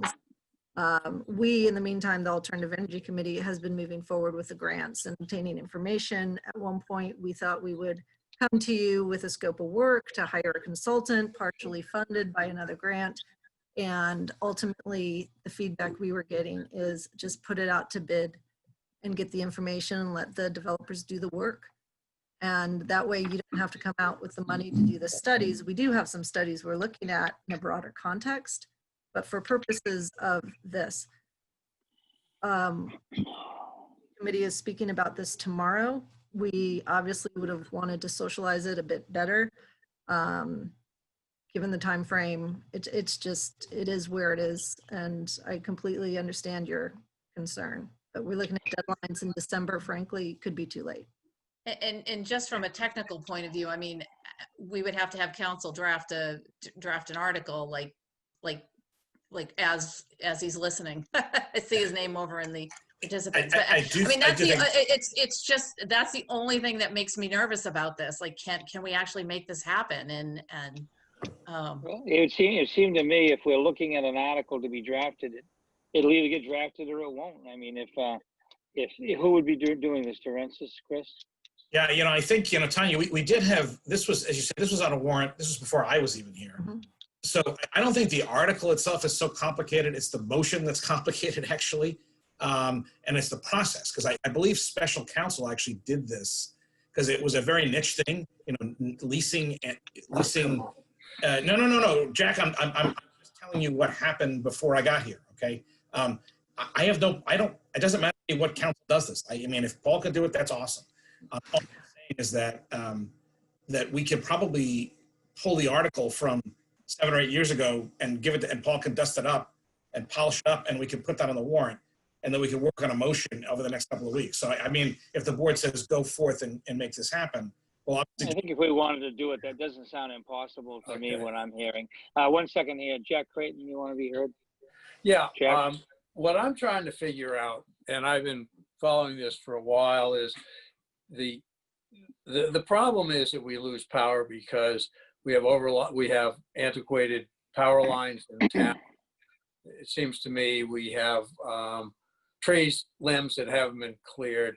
And this is where I don't think National Grid has taken very good care of our structure. And I've had some, I actually put a whole house generator because I work out of my house and I can't afford not to be, not to have electricity.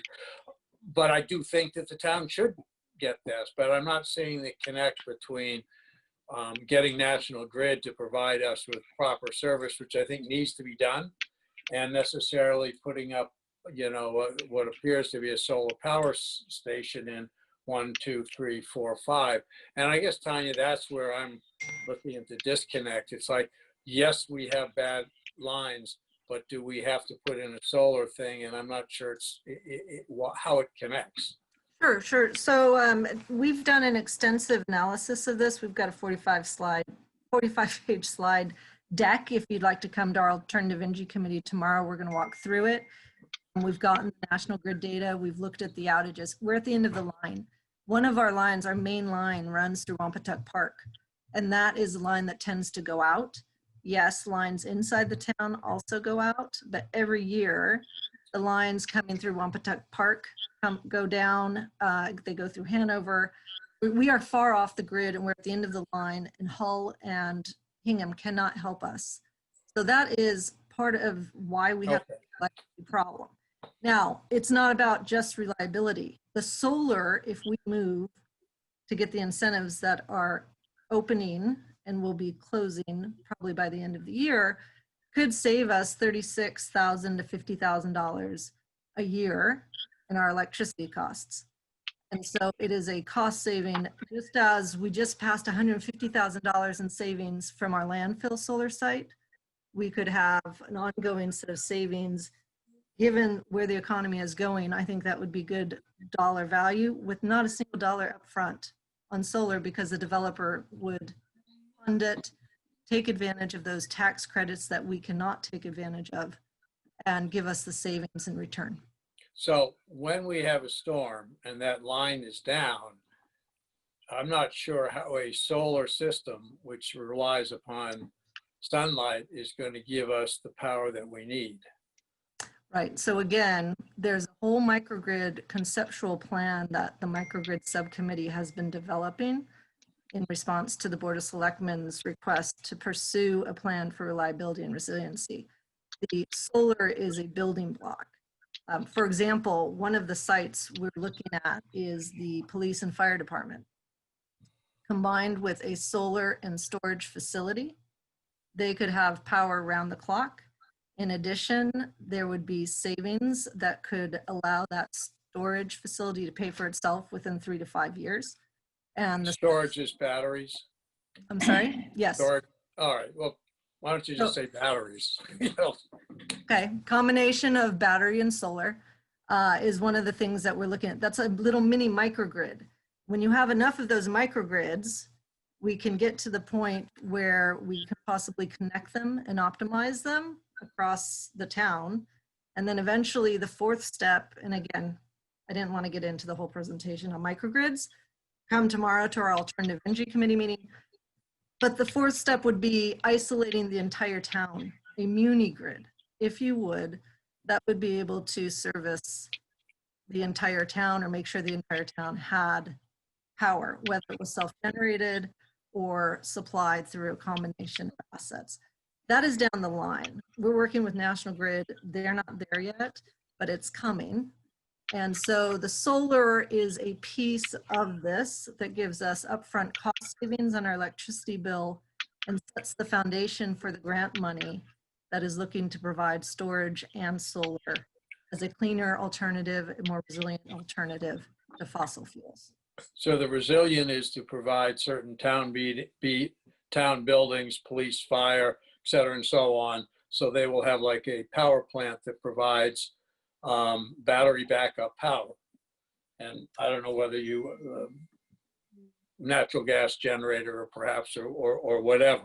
And then eventually this has the potential to put together a grid that serves the whole town. And this particular proposal is to do what, just to get the solar panels on these individual spots? This particular proposal would be to get the approval of the town for particular town buildings so that we could go out to bid, put out a request for proposal for developers to come back to us and say, this site doesn't work, this does work, here's how big it can be, here's what you could save. Okay, so that's what we're voting on, because it got somewhat grandiose. And I think a lot of people in town were probably saying, are we setting up a grandiose thing? I can support, you know, that aspect of it. Well, in addition, Jack, if this is approved, it's still going to come back to the Board of Selectmen, and you can say no if it looks bad. So in other words, you're not irretrievably committing the town to this. You can turn it down when it comes back to you a few months from now. So. No, I asked my questions and I got, you know, answers, but I think those questions needed to be asked specifically in a public forum. Yeah, no, I'm all set with this. You don't have to listen to me anymore. No, those are good questions. Anybody else have any comments or questions? Carrie, then Paul. Tanya, I want to thank your committee for all you've done, and I actually think that we should have grandiose plans with alternative energy, and I believe your committee does. And I really like that you used this as an example of a stepping stone. It won't necessarily fix the power outage problem, and I think we also do need to separately push back with National Grid on that, but I know that you have building blocks, and we're thinking about more long-term, how do we use more forms of alternative energy to protect the town and to save us money and to, you know, protect ourselves environmentally. So thank you for doing this. Thank you for hustling on it. I don't see a reason why we shouldn't put this in as an article for the warrant. Okay, thank you, Carrie. Paul Schubert. So You wanted one place, Western Australia has a large storage facility with solar power, and it kicks in the grid when the lines go down to basically give resiliency, and it saves money for a large portion of Western Australia. That's in the grand scheme. On a smaller scheme, if you allow the leasing of the roofs, you could potentially either net metering or you store it for resiliency. All this is just to permit an ability to look for someone who could potentially lease out and look at the buildings. Okay. Any other commentary? I see we have Paul DeRensis here. Would he be the one that's doing the article here? Could you turn him on, or do you want me to? He's on. Paul, I mean, a question's coming up that this may have to be a warrant article that needs to be written. You should be writing it now, in fact, apparently. No, Mike, can you be able to produce this warrant article within the next, apparently, few days? Can Do I you have any ask, comment? has the warrant been issued yet? No. No. No. No. All right, so if the warrant hasn't been issued, we can add an article to this warrant. We don't have to call a special town meeting within the annual town meeting? No. It's this town meeting that this would go through. We're talking about doing it at this town meeting. Can you do this piece of work? That's what I guess I'm saying. Sure. I like the idea of that Chris had of forwarding to me the article from back before he was in Cohasset, where we did this in the past. If you could put your hands on that, Chris, and send it to me, I'll turn it around pretty fast. I do have the list of properties. It was in an email. Okay. All right. Thank you, Paul. Any other commentary? Questions? Does somebody know what this motion essentially would look like? So that was my question. Is this a motion or is this direction? Because I think we should have a. No, I think at this we should point, have an all it article is- before we make a motion. Yeah, I think all we really need here is direction, and I think A green light to go. unanimous direction here. So we'll get the. I'm gonna actually look for this tonight. And by the way, just do you remember? Was this the same year, Tanya, that the solar array was approved? Yes, so 2011, there was a motion to approve the high school and middle school roofs. So this is just coming back to town and asking them for renewal of that. It's too outdated for us to go out to a bid, obviously.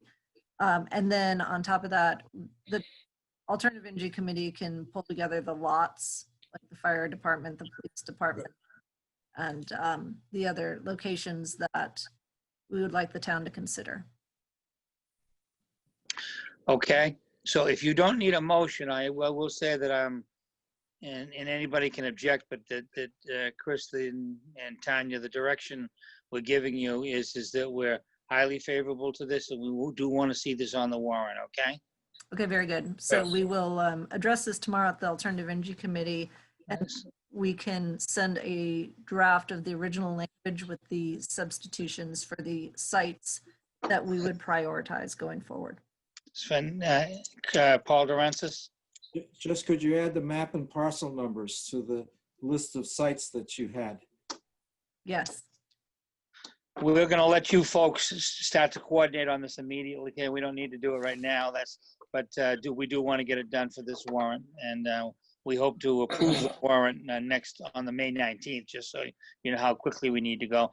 I think Chris had mentioned we could possibly stretch out to the 26th if we have a meeting, but anyway, we're favorable. Go ahead, and we know, and we look forward to it. Okay, great. Thank you for that, and thank you for all the work you're doing on this, Tanya. Okay, we're all set. All right. Thank you. Very good. Very good. All right, folks, the next item is town manager update. Okay. Christine, please. I have an interesting one. This is a good story. So good. We've been approached. We've been working with the school department to try to find ways to honor the senior class, and you know, because of the fact that everything's been shut down. And I know the schools are working on and hopefully a live graduation, perhaps in August, and a live prom. And they're doing things in the interim now. They're looking to try to do like a senior drive-in, you know, day where they, you know, it's like a set up like a drive-in movie where you can watch the senior video. And 143 TV is working on putting on the senior award show, doing that all online and on video. So one other thing is an honoring all the senior class by putting up these posters of all the seniors. And let me share something that Craig McMillan shared with me today. Can you all see that? Is that big enough to see? Yeah, I can see it. Yeah, so you can see it's a poster. So there'll all be these tasteful photos of all the seniors, class of 2020, and then a group of volunteers in an approved way would go ahead and actually install these on the common. And they'd be placed on the common. And I told Craig that while I thought it was a great idea that the keepers of the common are the Board of Selectmen, not me. So we needed to go to all of you to have that conversation. So so that's the concept, is to have these posters put up around the common for like a week or two, just so people can drive by, you know, not to have crowds, but to drive by and honk and whatever. Hopefully not honk too much because there are people live here. You know, see them, celebrate them. And there's about 100 kids in the class. So if this is okay, again, you could vote on it if you like. I mean, I you know, or it just get a consensus that it's good to go, and I'll give Craig the nod that it's okay to go. You mean, yeah, because we're PACs, you need our permission on the commons, you mean? Is that what you're asking? Yes. Yeah, I mean, you know, because it's the common, right? I'm not going to just say, go ahead, Craig, put these up. So this is something that I have to go back to all of you and get your feedback on. So. All right, so if you give me the participants again. Okay. Do I? Hold on. Any discussion on this? Otherwise, I'll. Okay, I'm going to state that what I'm seeing, if you nod your heads, I'm fine with it. Yeah. Okay. Do you see this? Go for it. I see it. Okay. Saves us a roll call. Okay, that's a roll call. We'll be back in like dogs in a minute. I'm sure that Craig is probably watching us now anyway, so I will let him know for sure that we're good to go. And thank you, Craig. Thank you, Craig. Craig did a great job. The whole team at the high school has been doing great work, and it's great to be able to partner on something like this. It's a really nice thing, right? Considering everything else we've been dealing with. So, thank you, select board.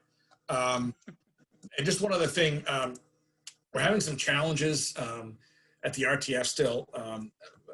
We're to go to the police detail. We tried to go to just a flag. Unfortunately, people literally ignored him and kept coming in and out and doing the wrong thing. So I'm afraid we got to bring the police detail back. But what I do want to reiterate to everybody is all facility stickers are available. Clerk has processed more than 2,000 of them. So they're easy to obtain as long as you process your documents. Carol and her staff have bent over backwards to help people, you know, with scans and photos and, you know, whatever they needed to do. So you can do it all online. If you have a little more complicated question, you can make photocopies and send them in electronically. You can send them in, drop them at the little silver box out in front of Town Hall, put them in our little inbox we have in the lobby of Town Hall. Please get your all facility stickers. We're going to start cracking down at the beach because there's been a challenge of a lot of folks coming from out of town at the beach, and the police are going to start writing tickets pretty heavily at the beach if you don't have a sticker. So if you're in town, please get your sticker, and we're going to start doing the same thing with the RTF fairly soon too. So if any individual has a particular problem, contact my office and we'll work with you. But please don't delay this any longer. We really need to have those stickers on cars so we can maintain both the beach and the RTF. So I'd ask everyone to get that done. Again, if there's any problems, contact my office and we can work with you as best we can. Okay. Good. That's my update. Quick question. Remind me, did we up the parking fees at the beaches this year? No, reviewed- you mean the tickets, the parking Yeah. tickets? No, we may be coming back to you fairly soon with something on that too. I would highly recommend it because I know in the past couple of summers, there's been so we'll get a $30 ticket or whatever it is, and what's the big deal? So It's I 50. think It's a $50 ticket, but still, 5 people in a car, and is not that much of it doesn't dissuade people. especially under the circumstances and the caged animal approach to where we're all at. No, we are working closely with the folks at Sandy Beach, not to digress too much here, because it's such an important treasure for the town, and we're working collaboratively with new state guidance, but we're also recognizing we have to manage the parking lot differently than we ever have. So those conversations are ongoing. So we'll be reporting back as we go deeper into this. So that's my update. Thank you, Chris. Selectmen update, Diane? I have nothing except the usual thank you to everybody that's just working so hard and empowering us through these difficult. So, Thank you, Diane. Paul Schubert? So I just wanted to thank all of the people in town that are working to keep democracy alive. I know it kind of sounds trite, but these are pretty trying times, and the town is still running, which is really remarkable.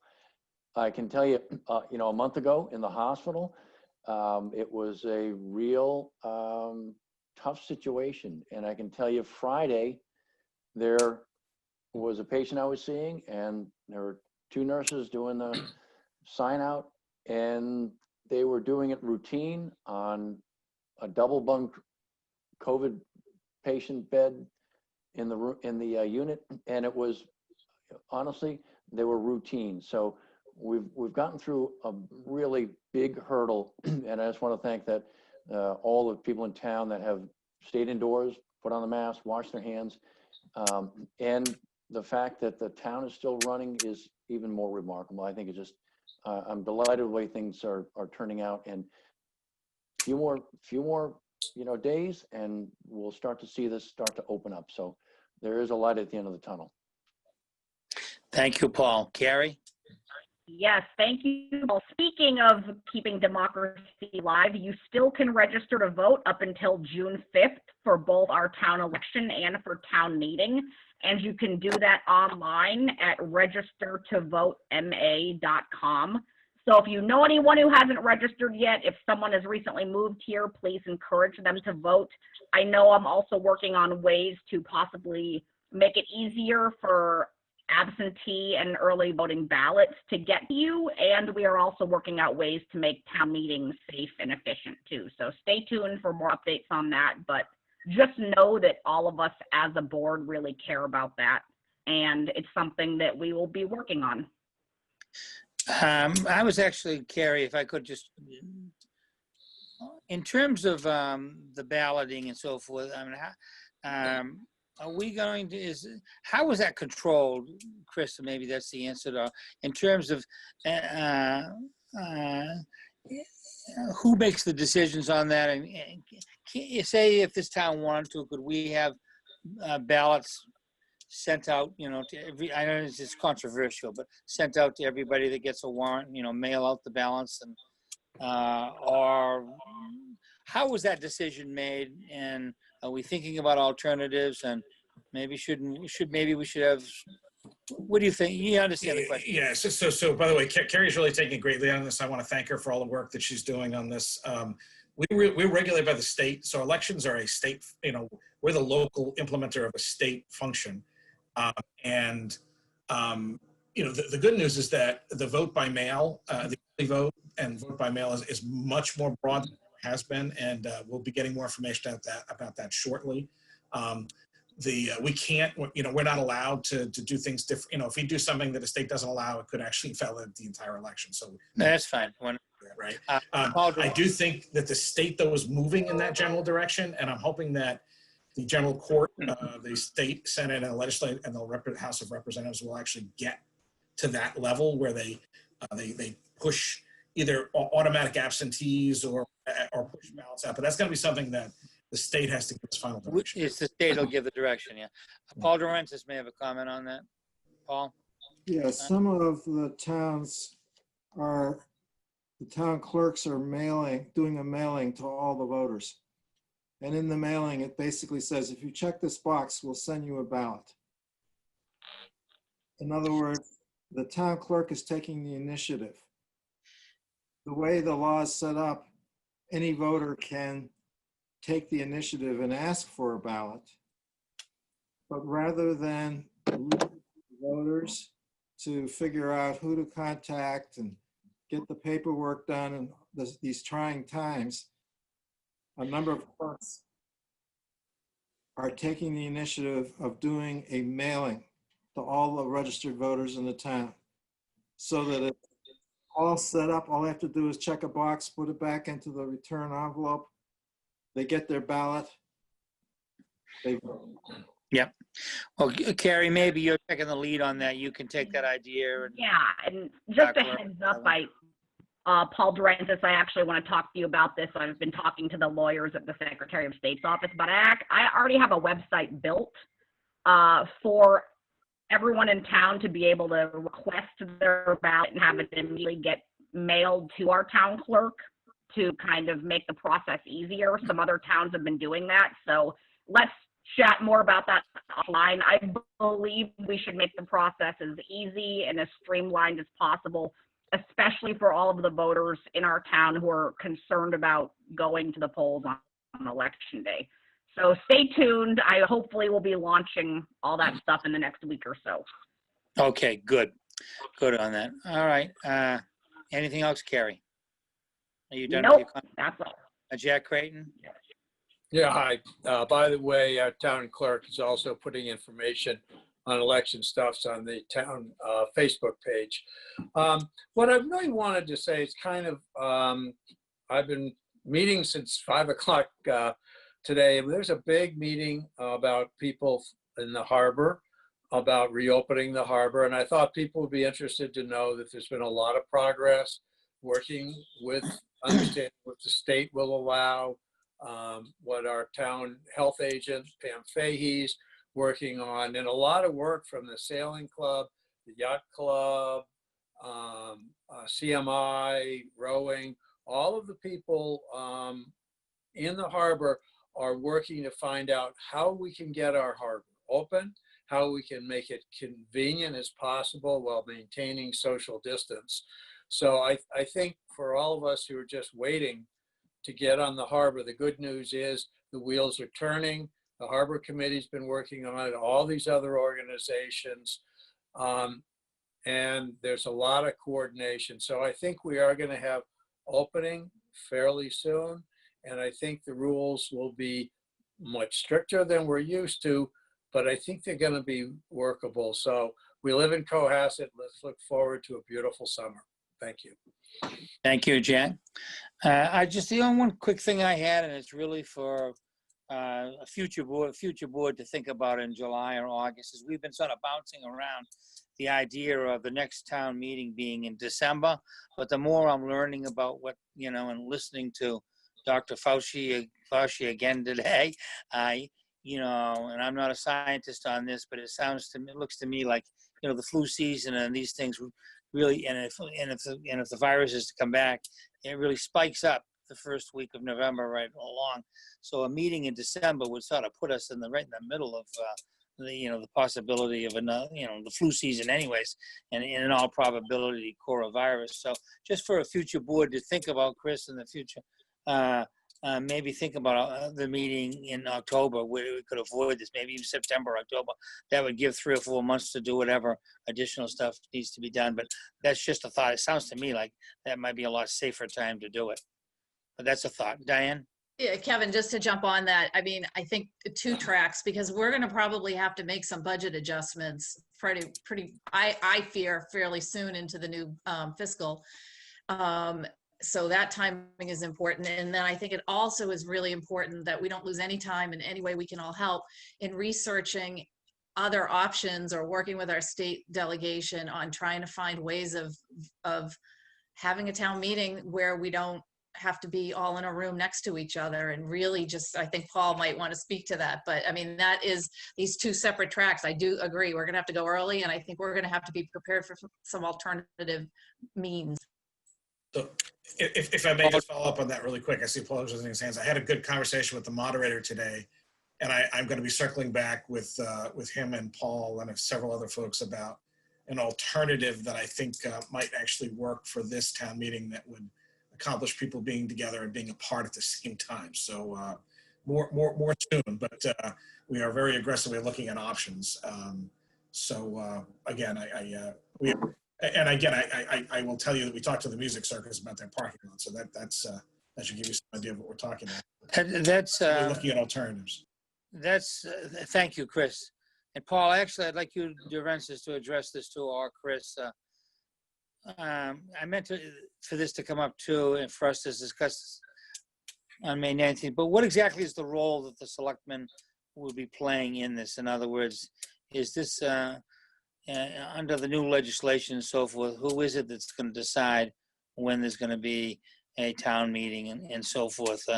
Beyond whatever you raised your hands for, could you address that?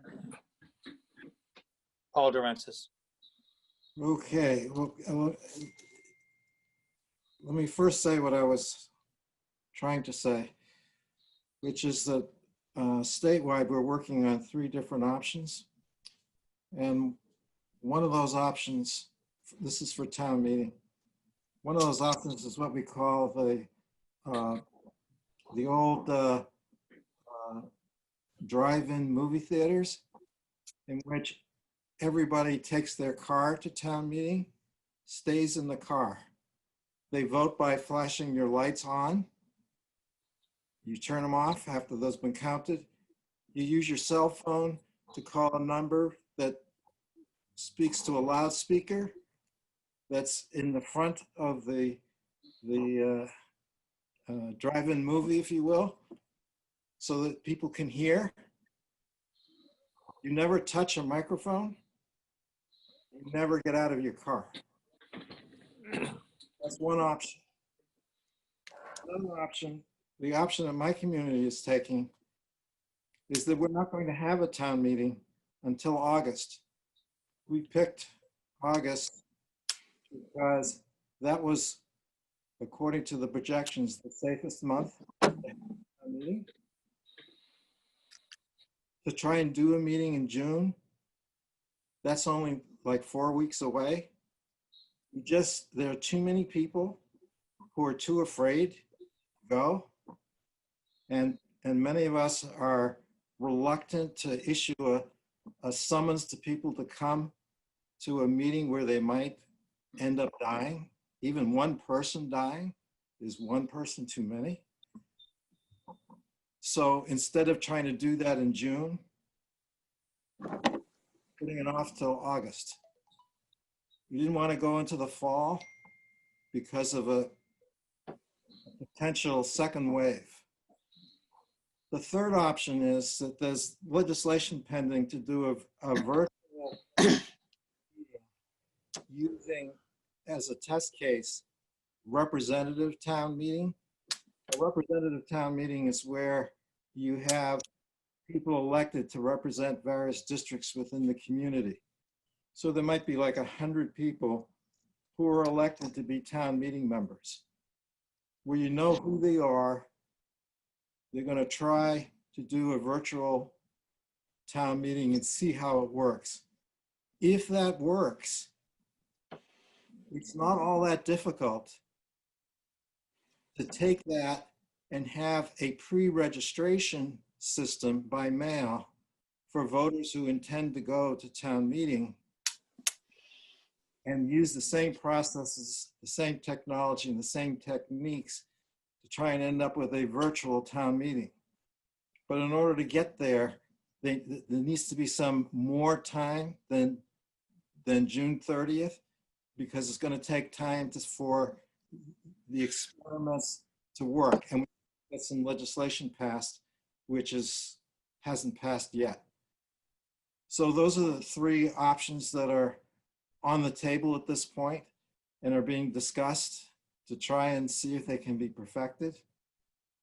So then the issue is, what is the role of the selectmen? Well, essentially, the selectmen are required to call a town meeting before June 30th. So that's your role, and you also have to call the election before June 30th. But you also can postpone town meeting. So the moderator can postpone town meeting 30 days at a time, and the selectmen can postpone the election as needed if the governor continues his orders. If you follow the option of not having a town meeting until August, what happens is that you use the rule of 1/12 of your last year's budget for the months of July and August. And then in August, you make your pay raises and everything else retroactive to July 1. So everything still works the same, but August is a safer time and you can have your meetings outside. What we're hearing from the experts is that this virus is most contagious inside, where there's confined spaces, where the air is recirculating. Outside is much safer. So to the extent that you can do a town meeting outside, that's where we're thinking about going. So I think I answered your question in that. So I think probably what we should do is have this subject on the May 19th agenda for us, and the Board of Selectmen should be thinking about that. And what I need to know, though, or the board I think needs to know, is do we make a decision, or do we, in other words, are we the ones that make the decision on this? Do we the one at May 19th or June 9th would be late? Would we be the ones to say, well, we should do the August option, or is this exclusively a moderator decision? That's, what's our responsibility here too? Well, you have to issue a warrant. You haven't issued a warrant yet. But when you issue the warrant, it has to be before June 30th. It has to be for a date before June 30th. So you have control up until June 30th. After that, the moderator can kick it over to August. So it's the moderator, then we could give input or suggestions to the moderator, or he could be talking with Chris and so forth. And so, but it's the moderator that would make the decision to go to August, and not us, right? The That's all moderator, the statute requires him to consult with the Board of Selectmen. After consult, okay. So as long as we all understand what that is, and Chris, as long as I assume you understood it anyways, in your dialogue, Dan, if a decision needs to be made, who does it and how it is, and it would be the moderator in consultation with us. So you're going to be the in-between person. So just work out whatever works out, I guess. Or if the board, this would be sort of, we can have any real feelings about this, and express them next week. We'll put something on the agenda where we can discuss this more. Carrie, then Diane.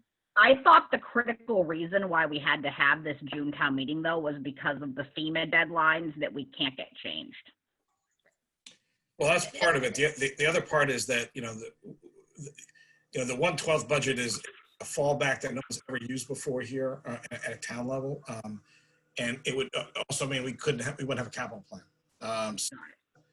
So it basically means you just kind of stay in stasis. So no CPC, no capital, no nothing. And so if it's at all possible to adopt a budget before June 30th, it would be our preference to do that. So is it possible then, I'm just theoretically throwing out that if there was a big concern about health and so forth, I know there is with some people, but anyway, have a town meeting where we do the budget, do the FEMA, do the basic, and then do the rest of it in August. Why don't you chat with Dan as to whether or not, That's absolutely another option, Kevin, is that the warrant can be you could just take, the 3, 4, or 5 articles and just, then adjourn it to a future time.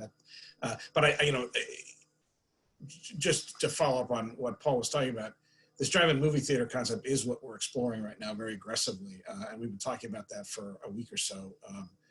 And we're just trying to figure out the logistics of it. So it does sound like something we might be able to pull off in June. So again, we'll follow up more next week. That said, it's clear that the most important thing is everyone's public health and safety. I think, and Diane was just, I think, saying that,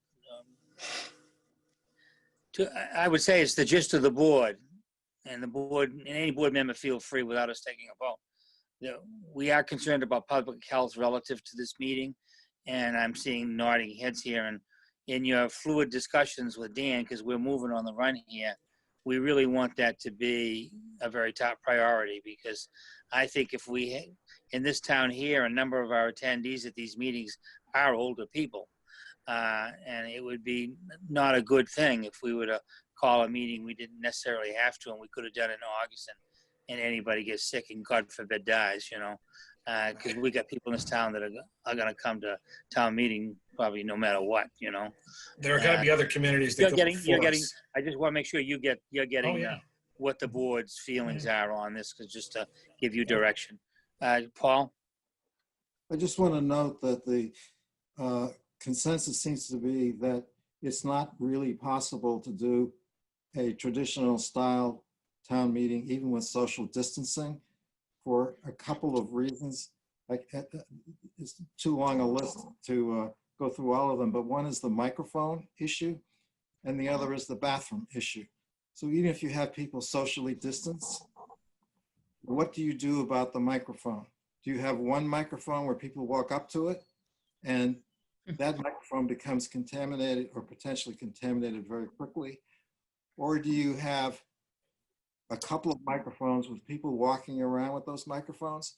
Well, those volunteers then become exposed to a lot of people that are not socially distancing. So the microphone doesn't work. And again, the issue of the bathrooms, it's fine, you clean the bathrooms before town meeting, but after a half an hour or so, then the bathrooms are no longer clean. So because of that, that's why we're working on either not having the June town meetings or doing it virtually or doing this drive-in movie type of thing. Thank you. Jack Creighton, you want to talk? Is your hand up? Wait a second, Jack, you're not, okay, go ahead, Jack. Yeah, just briefly, I think that probably where we are, we're kind of working our way through a form of cutting back the town meeting to only the things that have to be done, because I think it's going to be a longer term, well, we've permanently solved this, because this type of issue is not going away, but cutting it back is, I think we've already successfully done. We've not decided not to handle some warrant articles. We put it off. The Water Commission gave us a pretty good example of let's put it off. So I think we're actually, democracy's working. We're figuring out how to keep our democracy going. So I think we're doing well. I'm proud of this town. Okay, anything else on this or anything? If you don't mind. Just one quick question on the follow-up with that, with the FEMA maps, because that is why where we're at with the date, at least. I mean, is there any sense that we would know anything in the next week or so, or is it just the typical dealing with the federal government? And so Lauren, Leanne, Lauren, our planner, is on top of this right now, and she's. So we're on two tracks here. One, we have town meeting, we vote this. The other is this letter of rescission, which other committees may end up having to do, and FEMA may have to start this process all over again anyway. I mean, it's possible. That said, at this point, we're safer to have it adopted. As Paul pointed out too, in order to even move this, you have to have an adopted warrant and publish it, and then the other mechanics go into place. So, so we're hopefully, if by the 19th, if we end up having to delay one more week till the 26th, which is as we still have to get the thing printed, then at that point, we still judge and figure out where we are. But yeah, at this point, Diane, I think it's just better to have it on the warrant. And Yep. if we can't do it, we can't do it. If we can, we can. Right. It's And not we can publish controversial. It the should take 30 warrant. seconds. We can publish the warrant and have a town meeting and indefinitely postpone most of the articles on there. You can even, I was just not thinking, even, if we could do a town meeting, yeah, we could even pass the budget, pass the firmer, and get out of there before anybody has to take a pee.